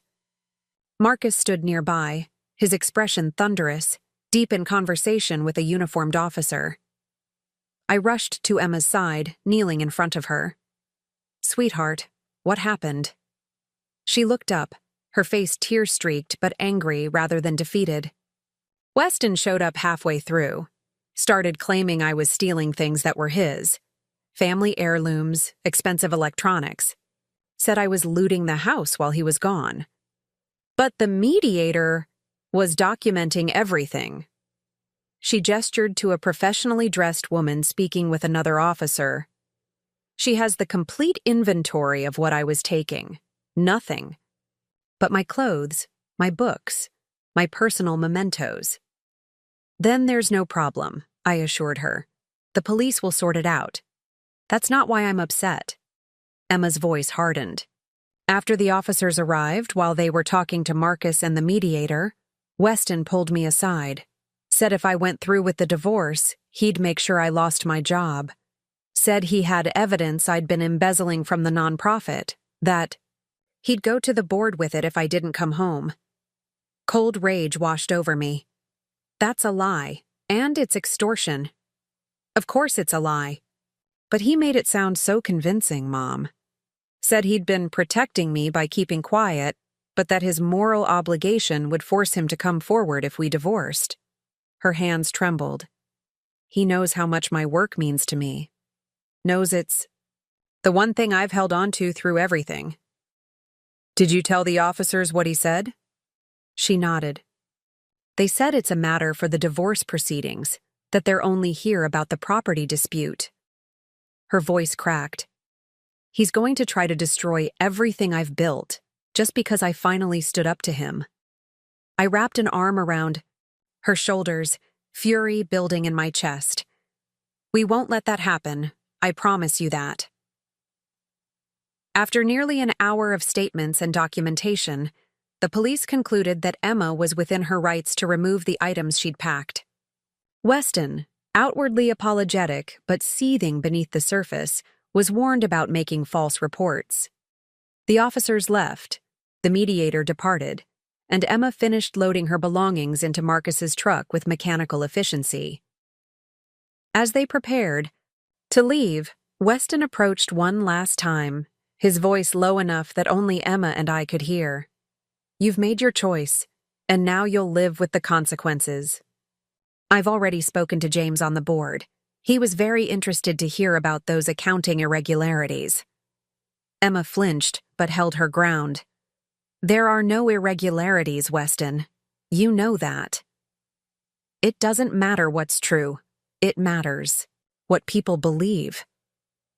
His smile was cold, calculated. You should have remembered who helped you get that position in the first place, who made the introductions, smoothed the path. I stepped between them, my patience finally snapping. That's enough. You've made your threats. Now back away before I ask the officers to return. His gaze shifted to me, hatred flashing in his eyes. This is all you're doing, Magnolia.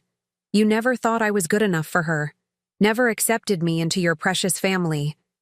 Well, congratulations. You got what you wanted.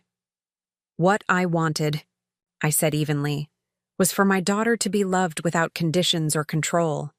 You were incapable of that. The rest is on you. He laughed, a brittle, angry sound. Keep telling yourself that. But remember, when Emma loses everything, when her reputation is in tatters, when she can't get hired anywhere in this town, it will be because you encouraged this foolishness. With that, he turned and stalked back toward the house, slamming the door with theatrical force. Emma released a shaky breath. He's really going to do it. He's going to try to destroy my career. Let him try, I said, guiding her to Marcus's waiting truck. He's underestimating you, and he's certainly underestimating me. On the drive back to my house, Emma was unnaturally quiet, staring out the window as suburbia gave way to the tree-lined streets of my older neighborhood. I didn't push her to talk, knowing she needed time to process the day's events. But as we pulled into my driveway, she finally spoke. I need to get ahead of this, she said, her voice steadier than I expected. Before Weston can spread his lies, I need to speak to the board myself, tell them what's really happening. I nodded, proud of her strategic thinking. That's exactly right. And I need to review all the financial records from the past 3 years, every transaction, every report I've submitted. If he's planning to claim I've been embezzling, I need ironclad proof that I haven't. Olivia can help with that, I assured her. And I know several forensic accountants who can review everything independently. Emma turned to me, her expression resolute despite the shadows under her eyes. I won't let him take this from me too. My work is the one thing that's truly mine, that I never compromised on, even when I was bending myself into knots to please him in every other way. You won't have to face this alone, I promised. Whatever he throws at you, we'll counter it. Together. What I didn't tell her then, what I wasn't yet certain would work, was the plan already forming in my mind.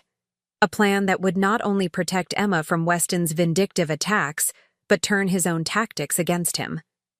A plan that would require careful timing, strategic thinking, and perhaps a touch of the ruthlessness he'd accused me of. Because Weston had made one critical mistake in his campaign against my daughter. He'd forgotten who held the mortgage on his house. He'd forgotten that financial leverage could work both ways.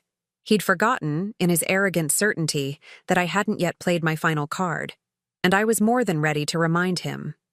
The next morning, I called Harold into my office before the rest of the staff arrived. He'd been my right hand at the agency for over 15 years, the only person besides my daughters who truly understood how I operated. I need everything we have on Weston's finances, I told him without preamble. Credit history, employment verification, background checks, everything from when they applied for the mortgage, plus anything more recent you can find. Harold nodded, no questions asked. I'll pull the files immediately. Anything specific you're looking for? Inconsistencies, discrepancies between what he reported to us and what Emma has discovered. Anything that might indicate financial impropriety beyond their personal accounts. You think he's been up to something at work too, Harold observed, already making notes. I think a man who systematically deceives his wife about finances, who creates hidden accounts and diverts her money, doesn't suddenly become ethical and transparent in his professional life. I leaned back in my chair, tapping a pen against my desk. Especially not in investment management, where he has access to other people's money. Harold paused, glancing up from his notepad. That's a serious accusation, Magnolia. If you're right. If I'm right, we may have leverage beyond just the mortgage. I met his gaze steadily. And if I'm wrong, no harm done. We've simply conducted due diligence on a borrower who's showing signs of financial instability. I'll be discreet, he promised, heading for the door. One more thing, I called after him. Contact our friends at Meridian Bank. See if they've had any interactions with Weston or his firm recently. Any client complaints, irregularities, concerns? Harold's eyebrows rose slightly. Meridian was the primary financial institution used by Emma's nonprofit, but he simply nodded and left to begin his investigation. Back at home, Emma was already in motion by the time I returned that evening. She'd set up a makeshift office in my dining room, laptop open, documents spread across the polished mahogany table that had hosted countless family dinners. Olivia sat beside her, reading glasses perched on her nose as she reviewed what appeared to be financial statements. How's it going? I asked, setting down my briefcase and joining them. We've gone through 3 years of financial records for the youth program Emma manages, Olivia reported. Everything is meticulously documented. There's absolutely nothing that could remotely suggest misappropriation of funds. Emma looked up, her expression grim but determined. But that might not matter if Weston can plant seeds of doubt with the right people. James Harrington, the board member he mentioned yesterday, he's an old golf buddy of Weston's. They've known each other since college. I frowned, absorbing this new information. Has James been in touch? Not yet, but I checked my work email an hour ago, and there's a message from the board chair requesting a meeting tomorrow. She pushed a strand of hair behind her ear, a nervous gesture I remembered from her childhood. It could be routine, but the timing.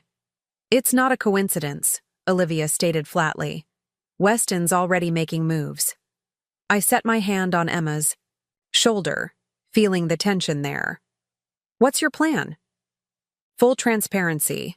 I'm bringing complete financial records, documentation of all major decisions, contemporaneous notes from meetings, and... She hesitated, looking suddenly vulnerable. I'm going to tell them the truth about why I left my marriage. Not every detail, but enough so they understand what Weston is trying to do. Are you comfortable with that? I asked gently. She sighed. No, but I can't fight shadows and whispers. If I don't define the narrative, Weston will. Pride swelled in my chest at her clarity, her courage. You're absolutely right. Olivia began gathering documents into organized stacks. I've drafted a brief statement explaining the situation. Professional, factual, no excessive emotion. You can review it before tomorrow. And I've made calls to several board members I know personally, I added. Not about this specifically, but just to reinforce connections. Emma raised an eyebrow. You've been busy. Relationships matter in small communities like ours. I've lived here 40 years, built my business here, supported every major charitable initiative. Weston may have his golf buddy, but you have decades of goodwill and trust on your side. My phone rang, interrupting our strategy session. Harold's number flashed on the screen. "Excuse me," I said, stepping into the kitchen for privacy. "Harold, what have you found?" "You were right to be suspicious," he said without preamble, his voice low and urgent. "There are significant discrepancies between the financial information Weston provided for the mortgage application and what we're seeing in more recent records." My pulse quickened. What kind of discrepancies? For starters, he claimed a base salary nearly 30% higher than what's reflected in the verified employment documentation. He also listed substantial investment income that doesn't appear in any of the tax returns or bank statements we have on file. Could that be explained by market fluctuations? Bad investments? Possibly, but there's more. I spoke with my contact at Meridian as you suggested. She couldn't give specifics, of course, but she confirmed there's an ongoing internal review involving Weston's firm, with particular focus on accounts he personally manages. I leaned against the counter, mind racing. An internal review could mean anything. True, but she used the phrase irregularities in client accounts and mentioned that several high-net-worth customers have raised concerns about discrepancies in their quarterly statements. A cold certainty settled in my stomach. He's been stealing from clients. "We can't prove that," Harold cautioned, "but the circumstances are certainly suspicious. And there's one other thing. A former colleague of Weston's recently filed a whistleblower complaint with the SEC. It hasn't become public yet, but my contact at Meridian heard about it through industry channels." "Did she know what the complaint alleged?" "No details, but apparently it involves multiple clients and significant sums." I took a deep breath, organizing my thoughts. This changes things. We need to be extremely careful how we proceed. If Weston is already under scrutiny for financial misconduct, it makes his threats against Emma even more dangerous, Harold finished. He's looking for a scapegoat, and she's convenient. Or he needs money to cover his tracks, and he thinks he can pressure her into providing it. I glanced toward the dining room where Emma and Olivia were still huddled over documents. "Keep digging, Harold, and contact our attorney first thing tomorrow. I need to know exactly where we stand legally with the mortgage given these new developments." "Will do. And Magnolia, be careful. If he's desperate enough to threaten Emma's reputation, there's no telling what else he might do." I ended the call and stood motionless in the kitchen, processing what I'd just learned. Weston wasn't just a controlling husband or a cheating spouse. He was potentially a criminal, using his professional position to defraud clients, and now threatening to destroy Emma's reputation to save himself. The rage that bubbled up was unlike anything I'd felt before. Cold, focused, clarifying. This wasn't just about protecting my daughter anymore. This was about justice. I returned to the dining room with my features carefully composed. Emma looked up expectantly. "Everything okay, Mom? You were gone a while." "Just a work issue," I lied smoothly. I needed more information before burdening her with these new suspicions. "Nothing that can't wait until tomorrow. Now, let's review that statement Olivia drafted." The next morning, Emma dressed for her fee. Board meeting with deliberate care, a structured navy blazer, crisp white blouse, minimal jewelry. Professional, capable, unimpeachable. I watched her prepare, reminded suddenly of her first day of kindergarten, that same serious expression as she'd carefully packed her backpack, determined to do everything right. "You look perfect," I assured her, adjusting her collar slightly. "Remember, you have nothing to hide and nothing to be ashamed of." She nodded, squaring her shoulders. "I know. I just hate that this is necessary at all. That my personal life is colliding with my professional one in this ugly way. Weston created the situation, not you. And you're handling it with grace and integrity. I squeezed her hand. Call me the moment the meeting ends, no matter the outcome. After she left, I drove to my office and closeted myself with Harold and our attorney, Victoria Chen, a sharp-minded woman who'd helped structure complex real estate deals for my agency for over a decade. Based on what Harold's discovered, we have several options, Victoria explained, reviewing the documents spread across my conference table. The mortgage agreement contains a material misrepresentation clause that's quite robust. If Weston provided false financial information, which appears to be the case, you have grounds to accelerate the loan. Meaning demand immediate repayment in full, Harold clarified unnecessarily. I nodded, following the implications. Which he obviously can't provide, especially if he's in financial trouble. Exactly, Victoria continued. That gives you significant leverage. However, there are complications. Emma is co-signatory on the mortgage, and accelerating the loan could negatively impact her credit as well. That's not acceptable, I said immediately. Emma can't suffer any additional consequences from Weston's actions. Victoria tapped her pen thoughtfully against her legal pad. There might be a way around that. The deed transfer document you had Emma review, did she ever sign it? No. We were interrupted by Weston's return, and then events escalated. If she were to sign it now, transferring the house solely into her name, and if you were to simultaneously modify the mortgage to remove Weston as a borrower, that would isolate him from the property entirely. Can we do that without his consent? I asked, skeptical. Normally no. But given the material misrepresentations in his original application, we have grounds to argue that the contract is voidable. It's not straightforward, and he could certainly challenge it in court, but it creates a strong negotiating position. Harold leaned forward.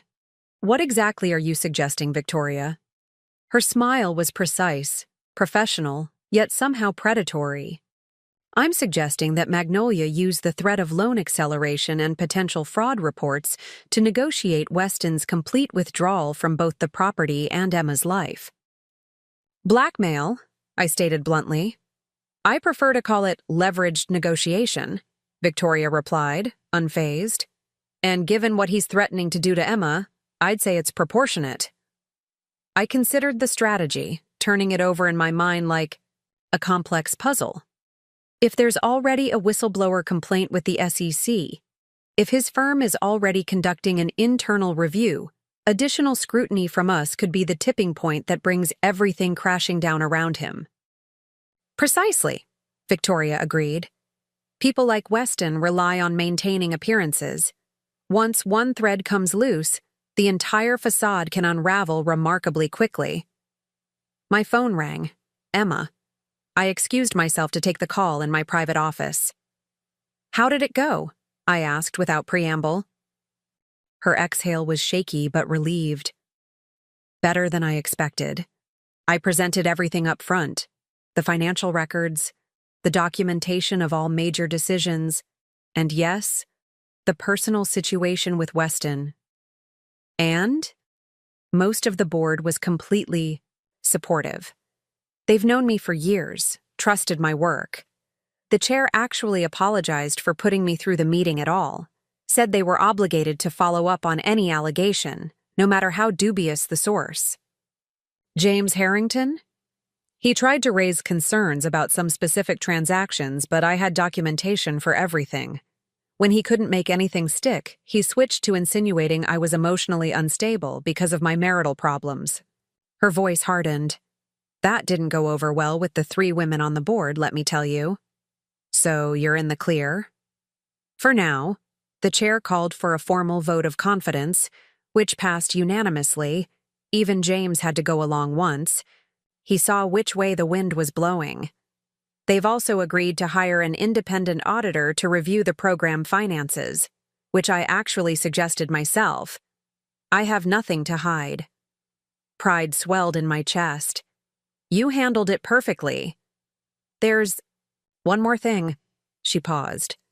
After the meeting, Lisa Kwan, You remember her, she's the board treasurer, pulled me aside. She asked if Weston had ever mentioned anything about problems at his firm, said her husband works at Meridian Bank and there are rumors. My pulse quickened. What did you tell her? The truth, that Weston kept his work life separate from our home life, that I knew very little about his clients or accounts. Was I supposed to say something else? No, you were absolutely right to maintain distance. I chose my next words carefully.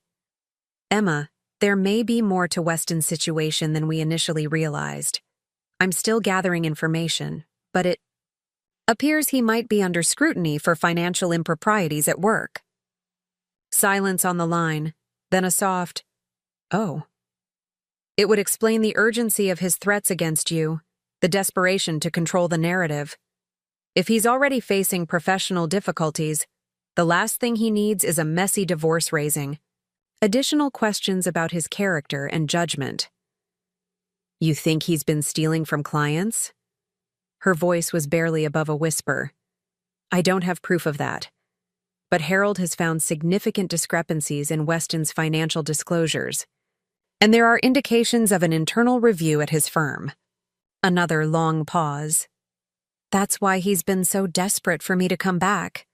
Not because he loves me or misses me, but because he needs everything to appear normal while he's under investigation. It seems likely, I acknowledged gently. I'm sorry, Emma. Don't be. Her tone sharpened. It actually helps, in a strange way. Makes it clearer than ever that leaving was the right choice. She took an audible breath. What happens now? Now you focus on your work, on healing, on rebuilding. Let me handle Weston. Mom, trust me, Emma. I have a plan that will end his threats once and for all. After ending the call, I returned to the conference room where Victoria and Harold were still reviewing documents. We proceed with the leverage strategy, I announced. Draft whatever legal notices are needed to begin the process of accelerating the loan based on material misrepresentation. Victoria nodded, gathering her papers. I'll have preliminary documentation ready by tomorrow. We should also prepare for his likely countermoves, accusations of harassment, claims that you're using financial pressure to interfere in his marriage, that sort of thing. Let him try, I said dismissively. The facts are on our side. As Victoria departed to prepare the necessary paperwork, Harold lingered, his expression troubled. Are you sure about this approach, Magnolia? It could get ugly fast. It's already ugly, Harold. Weston made it ugly the moment he threatened Emma's reputation to save his own skin. I met his concerned gaze steadily. I'm not doing this out of vengeance. I'm doing it because it's the only language Weston understands, power and control. If we want him to back off permanently, we need to speak in terms he recognizes. Harold nodded reluctantly. Just be careful. Men like him can be unpredictable when cornered. His warning proved prophetic sooner than either of us anticipated. That evening, as I was preparing dinner, the doorbell rang. Through the peephole, I saw not Weston as I half expected, but a uniformed police officer. I opened the door cautiously. Can I help you, officer? Magnolia Thornbuck? The young officer asked, consulting his notepad. Yes, that's me. I'm Officer Ramirez with the Maple Ridge Police Department. We received a report of possible elder abuse that I'm following up on. For a moment, I was too stunned to respond. Elder abuse? I don't understand. May I come in, ma'am? I just have a few questions.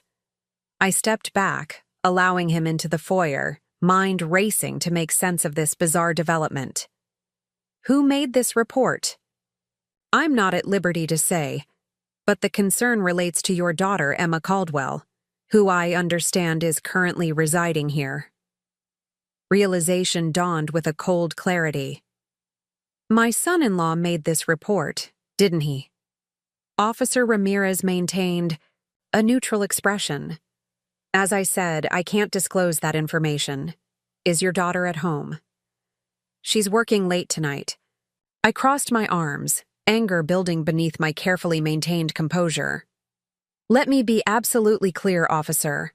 I am 62 years old, in excellent health, of sound mind, and the owner of the most successful real estate agency in this county. I am not vulnerable, not incapacitated, and certainly not being abused by my daughter, who is staying with me temporarily while separating from her controlling husband. The officer shifted uncomfortably. Ma'am, I'm required to follow up on all reports. The specific allegation is that Mrs. Caldwell has been financially exploiting you, possibly manipulating you into making changes to property ownership or financial arrangements under duress. I laughed outright at the absurdity of it. That's rich, considering I'm the one who holds the mortgage on their house. If anyone is in a position of financial power here, it's me, not Emma. That may well be the case, but I still need to complete my report. He glanced around the immaculate foyer. Would you mind if I had a look around? Just to confirm living? Conditions are appropriate. I mind very much, I replied firmly. Unless you have a warrant, you have no right to inspect my private home. I'm happy to answer questions, provide documentation of my mental and physical health, or have my attorney present for a more formal interview. But this fishing expedition ends now. Officer Ramirez considered my response, then nodded slightly. That's your right, Mrs. Thornbuck. Would you be willing to answer a few questions here in the foyer? Certainly. I gestured to the small bench by the coat rack. Please have a seat. The next 20 minutes were an exercise in absurdity, as I patiently answered questions about my medical history, financial arrangements, and relationship with Emma. The officer was professional but clearly uncomfortable, especially when I produced documentation of my recent physical examination, my business credentials, and the mortgage agreement for Emma and Weston's house. As you can see, I concluded, the narrative that my daughter is somehow taking advantage of me is not just false but ludicrously backward. In reality, she's seeking refuge from a husband who has financially and emotionally abused her for years. Officer Ramirez closed his notebook. Thank you for your cooperation, Mrs. Thornbuck. Based on our conversation, I don't see any cause for further investigation. I appreciate your thoroughness, I said, walking him to the door. And officer, when you file your report, please make note that this appears to be a malicious false claim intended to harass and intimidate a domestic abuse victim. My attorney will be requesting a copy of the report tomorrow. After he left, I leaned against the closed door, anger and disbelief warring in my chest. So this was Weston's next move, painting Emma as an opportunist taking advantage of her elderly mother. It was both despicable and desperate, a clear sign that he was running out of options. I called Victoria immediately, explaining what had just occurred. This actually works in our favor, she pointed out after listening to my account. It demonstrates Weston's willingness to make false reports to authorities, which strengthens our position. We'll request copies of both police reports, this one and the property dispute from last week, to document his pattern of harassment. Should we wait to serve him with the loan acceleration notice? I asked, still unsettled by the escalation. On the contrary, his actions suggest increasing desperation. The more pressure he feels, the more likely he is to make mistakes. I'd recommend proceeding as planned. After ending the call, I poured myself a generous glass of Merlot and sank into my favorite armchair, trying to process the day's events. Elder abuse. The sheer audacity of the accusation was almost impressive in its shamelessness. When Emma returned home an hour later, I debated whether to tell her about the police visit. She looked tired but satisfied, having thrown herself into work as a way to maintain normalcy amid the chaos of her personal life. Good day? I asked as she dropped her bag and kicked off her sensible heels. Productive. The independent audit is already underway, and everyone's being incredibly supportive. She collapsed onto the sofa opposite me. Even James Harrington made a point of stopping by my office to say he was glad we cleared everything up, his way of backpedaling without actually apologizing. I nodded, studying her face. She seemed stronger today, more like herself. But would this newest attack from Weston set her back? Or would it only reinforce her resolve? Emma, there's something you should know, I began cautiously. Weston made another move today. Her expression immediately tensed. What now? I explained about the police visit and the elder abuse allegation, watching her face cycle through shock to disbelief to a cold, hard anger I'd rarely seen in my gentle daughter. That's low, even for him, she said when I finished. Using the authorities to harass us, wasting police resources that should be going to people in actual danger. It was handled. The officer clearly realized it was a baseless claim. Emma shook her head, a bitter laugh escaping her. I can't believe I ever thought he was a good man. That I defended him to friends who saw red flags I was too blinded by love to notice. Abusers are expert manipulators, Emma. They show you exactly what you want to see until you're too entangled to easily escape. She was quiet for a moment, twisting her wedding ring, which she still hadn't removed, around her finger. You said you have a plan to end his threats. What exactly are you going to do? I hesitated, unsure how much to reveal. Emma had been through so much already, and I'd been trying to shield her from the uglier aspects of dealing with Weston. But perhaps that approach was misguided. Perhaps what she needed now was complete transparency, the very thing Weston had systematically denied her. We found evidence that Weston materially misrepresented his financial situation when applying for the mortgage, I explained. That constitutes fraud, and it gives me grounds to accelerate the loan, demand immediate full repayment. Emma's eyes widened.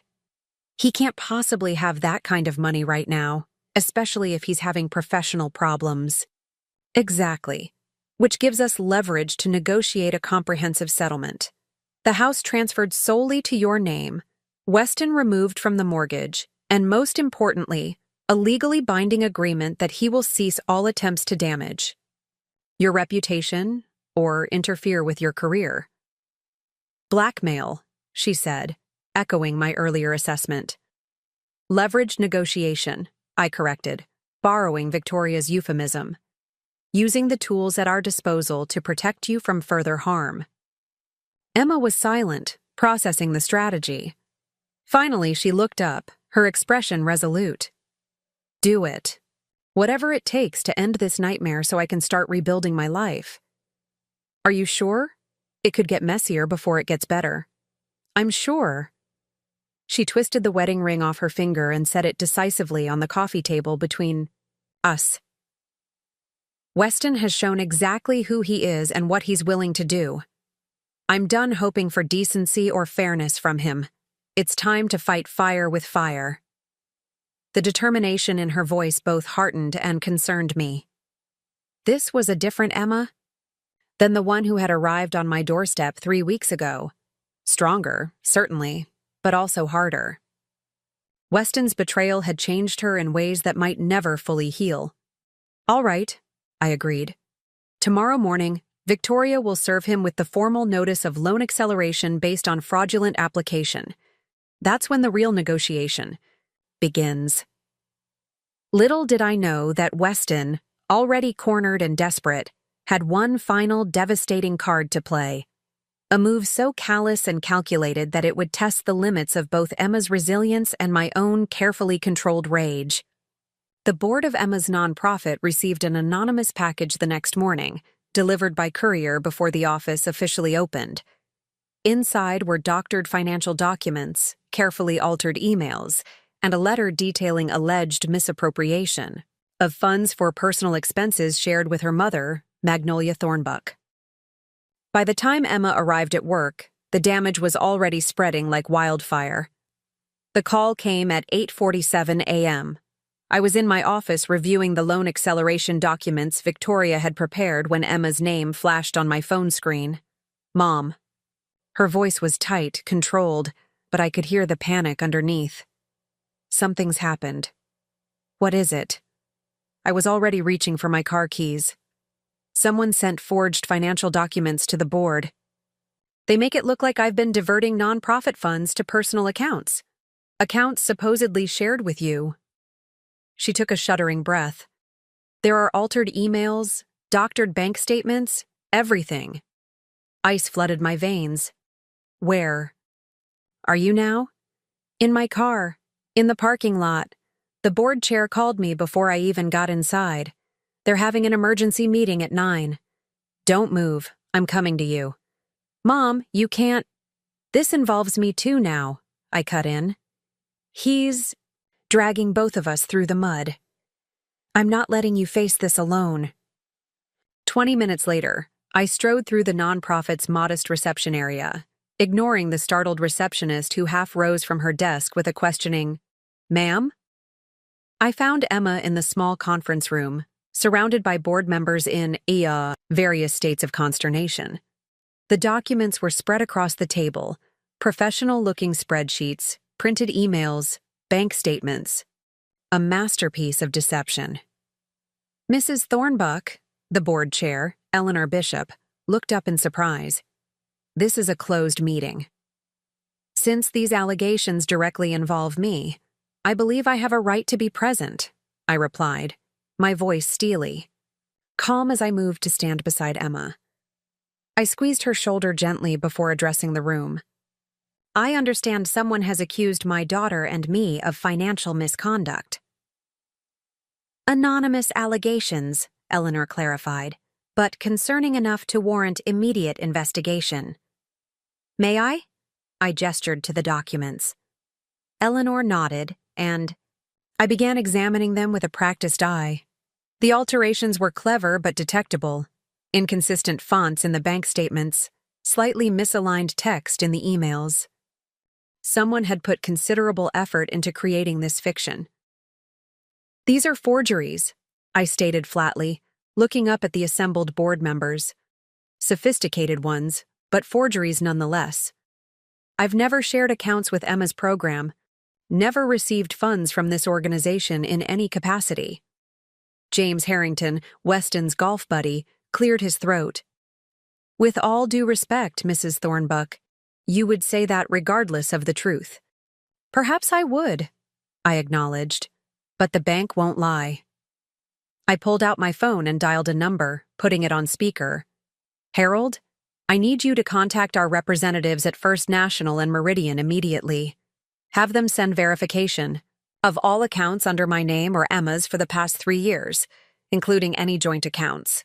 I need them within the hour, sent directly to Eleanor Bishop at Maple Ridge Community Support Network. I provided Eleanor's email address, then ended the call and faced the board again. The actual records will show no such accounts exist, no such transfers occurred. But I suspect you already know who created these forgeries. Eleanor glanced at Emma, then back to me. There was a letter accompanying the documents.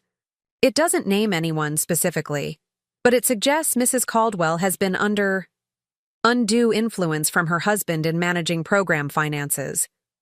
Emma's head snapped up. Weston is claiming he influenced me to misappropriate funds? She stopped herself, taking a deep breath. That's a complete inversion of reality. I placed a steadying hand on her shoulder. It's a classic Darvo technique. Deny, attack, reverse victim and offender. Weston isn't just trying to damage Emma's reputation now. He's setting her up as a fall person for his own financial misconduct. That's a serious accusation, Eleanor observed. I have evidence to support it, I replied. My attorney is currently preparing documentation of Weston's financial misrepresentations, including his mortgage application fraud. There's also an ongoing internal review at his firm regarding client account irregularities. A murmur ran through the board members. Lisa Kwan, the treasurer who had previously warned Emma about rumors at Weston's firm, leaned forward. I've heard similar concerns through banking circles. This situation may be more complex than it initially appeared. Eleanor nodded slowly. While we await verification from the banks, I think it's only fair to mention that these allegations seemed suspicious from the outset. We've worked with Emma for 5 years. Her financial management has been impeccable, transparent, and regularly audited.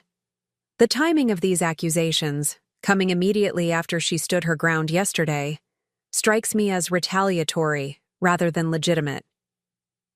Relief washed over Emma's face. Thank you for that vote of confidence. Don't thank me for basic decency, Eleanor replied firmly, but understand that we still need to investigate thoroughly, if only to completely clear your name. Of course, Emma agreed. I welcome any level of scrutiny. As the meeting adjourned to await the bank verifications, Emma and I stepped outside into the crisp December air. Her hands were shaking, whether from anger or leftover fear, I couldn't tell. How did you know to come so prepared? She asked. About the Darvo thing? About having Harold contact the banks immediately? Because I understand how men like Weston operate when cornered, I replied.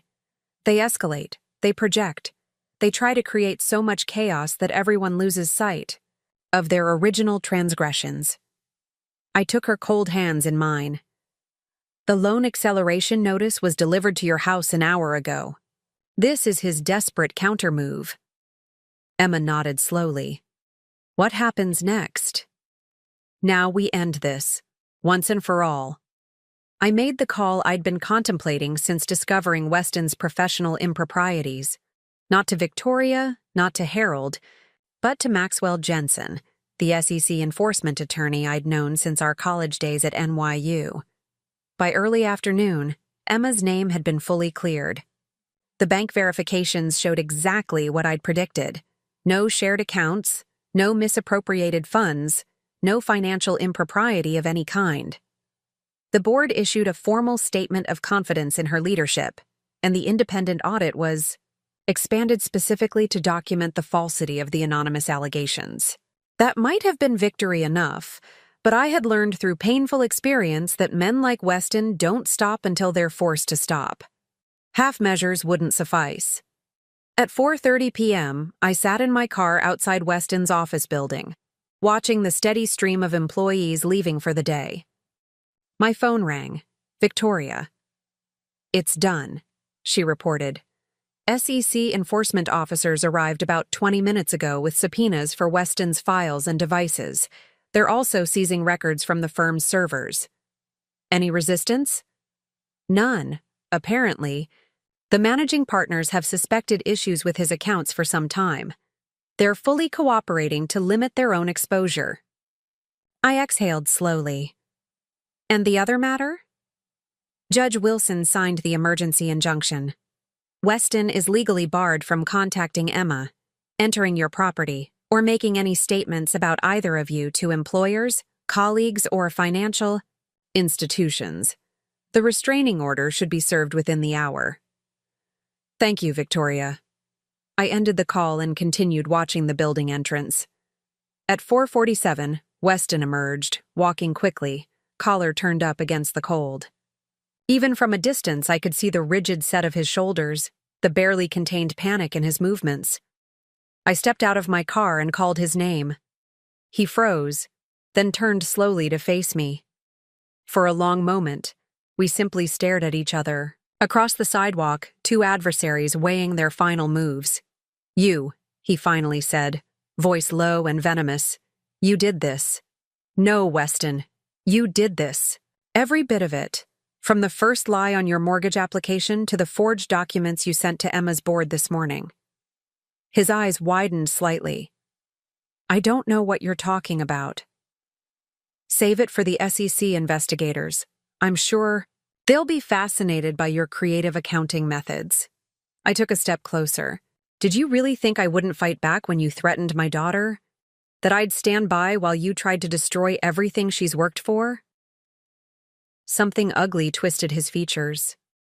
She destroyed our marriage, our life, everything I built, everything you built on lies, I interrupted coldly. On her money, her trust, her goodness. And when she finally saw you for what you are, you couldn't stand it, couldn't stand losing control. You turned her against me, he hissed. You never thought I was good enough, never accepted me as family.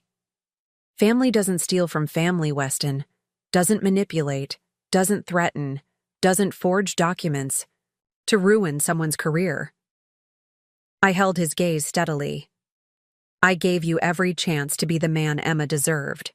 You chose to be something else entirely. His hand clenched at his side. You think you've won? This isn't over. I'll fight the SEC accusations.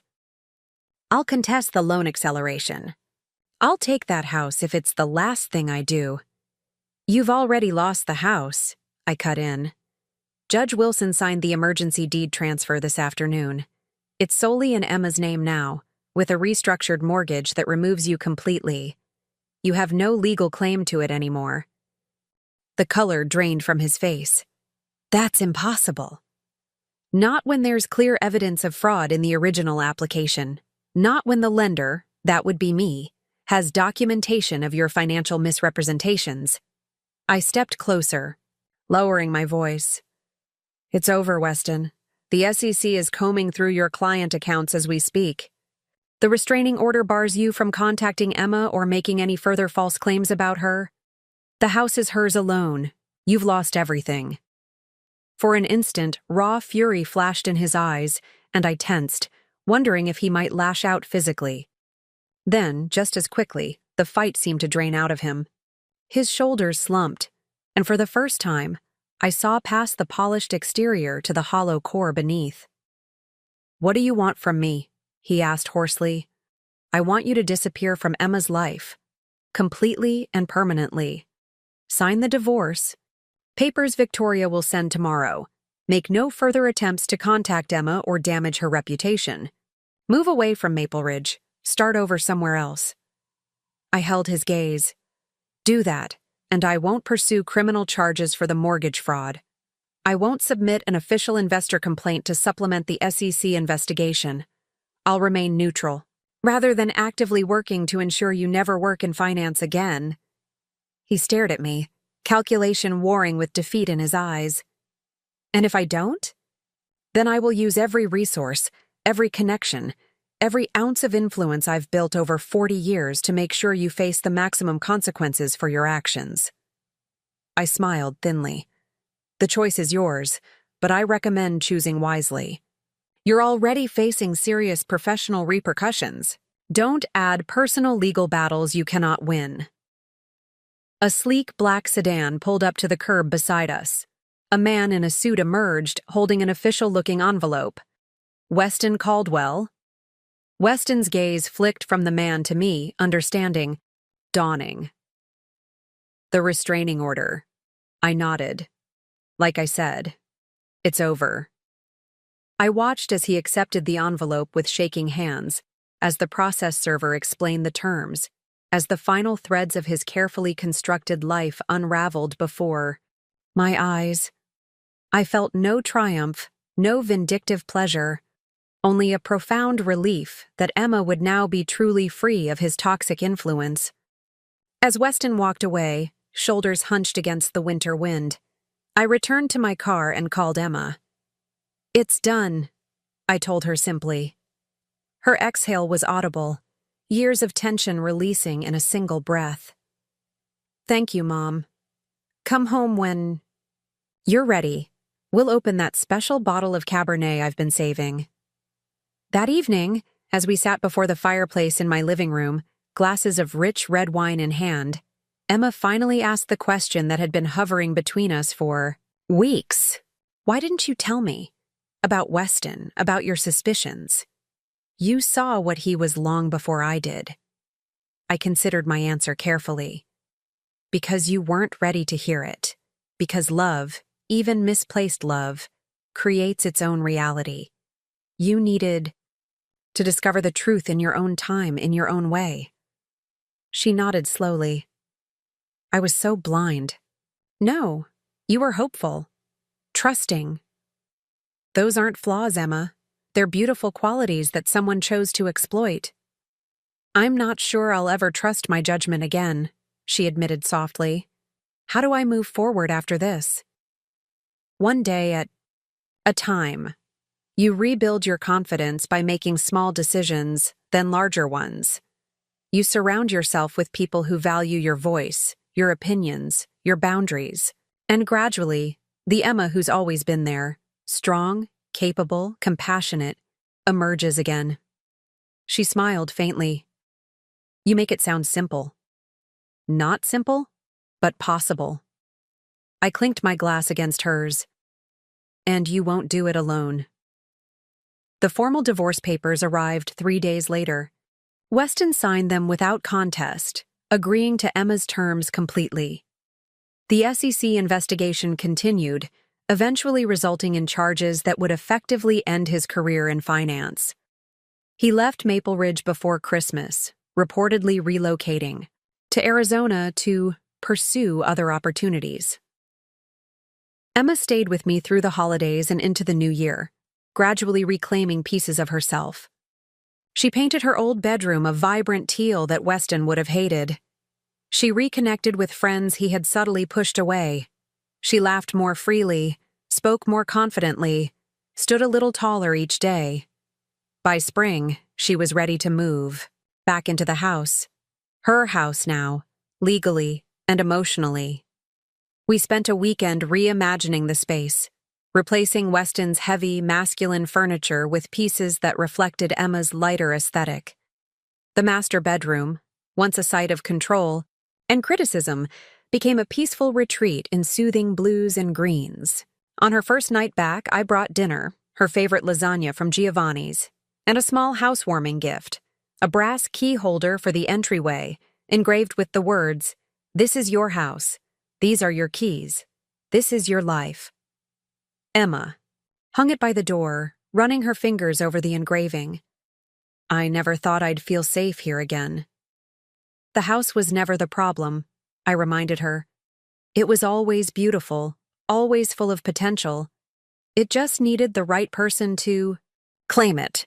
As I prepared to leave, Emma followed me onto the porch, wrapping her arms around me in a fierce hug. Thank you for fighting for me, even when I couldn't fight for myself. I held her close. This daughter of mine who had weathered such storms and emerged stronger for it. Always, sweetheart. That's what mothers do. The following November, as Thanksgiving approached once again, Emma called with an unexpected question. Would you mind if I hosted this year? I know it's always at your house, but I thought, maybe it's time for a new tradition. I smiled, hearing the confidence in her voice, the ownership of her life and choices. I think that's a wonderful idea. Great. I've already invited Olivia and Marcus and the kids. And I was thinking we could volunteer at the shelter in the morning before dinner. They always need extra hands on holidays. Count me in, I agreed, heart full at this glimpse of the Emma I'd always known was there. Generous, purposeful, undiminished. On Thanksgiving morning, as I pulled into Emma's driveway carrying my contribution, the cranberry relish that had been part of our family holidays for generations, I paused to take in the scene. Warm light spilled from every window of the house that had once been a battlefield. The front door stood open in welcome, Emma visible in the entryway, laughing with Olivia as they arranged a centerpiece of autumn flowers. This was victory. Not the legal maneuvers, not Weston's downfall, not even the reclaimed house. This moment, this joy, this woman who had walked through fire and emerged not just intact, but luminous. I gathered my dish and headed toward the open door, toward family, toward Thanksgiving in its purest form. Up next, you've got 2 more standout stories right on your screen. If this one hit the mark, you won't want to pass these up. Just click and check them out.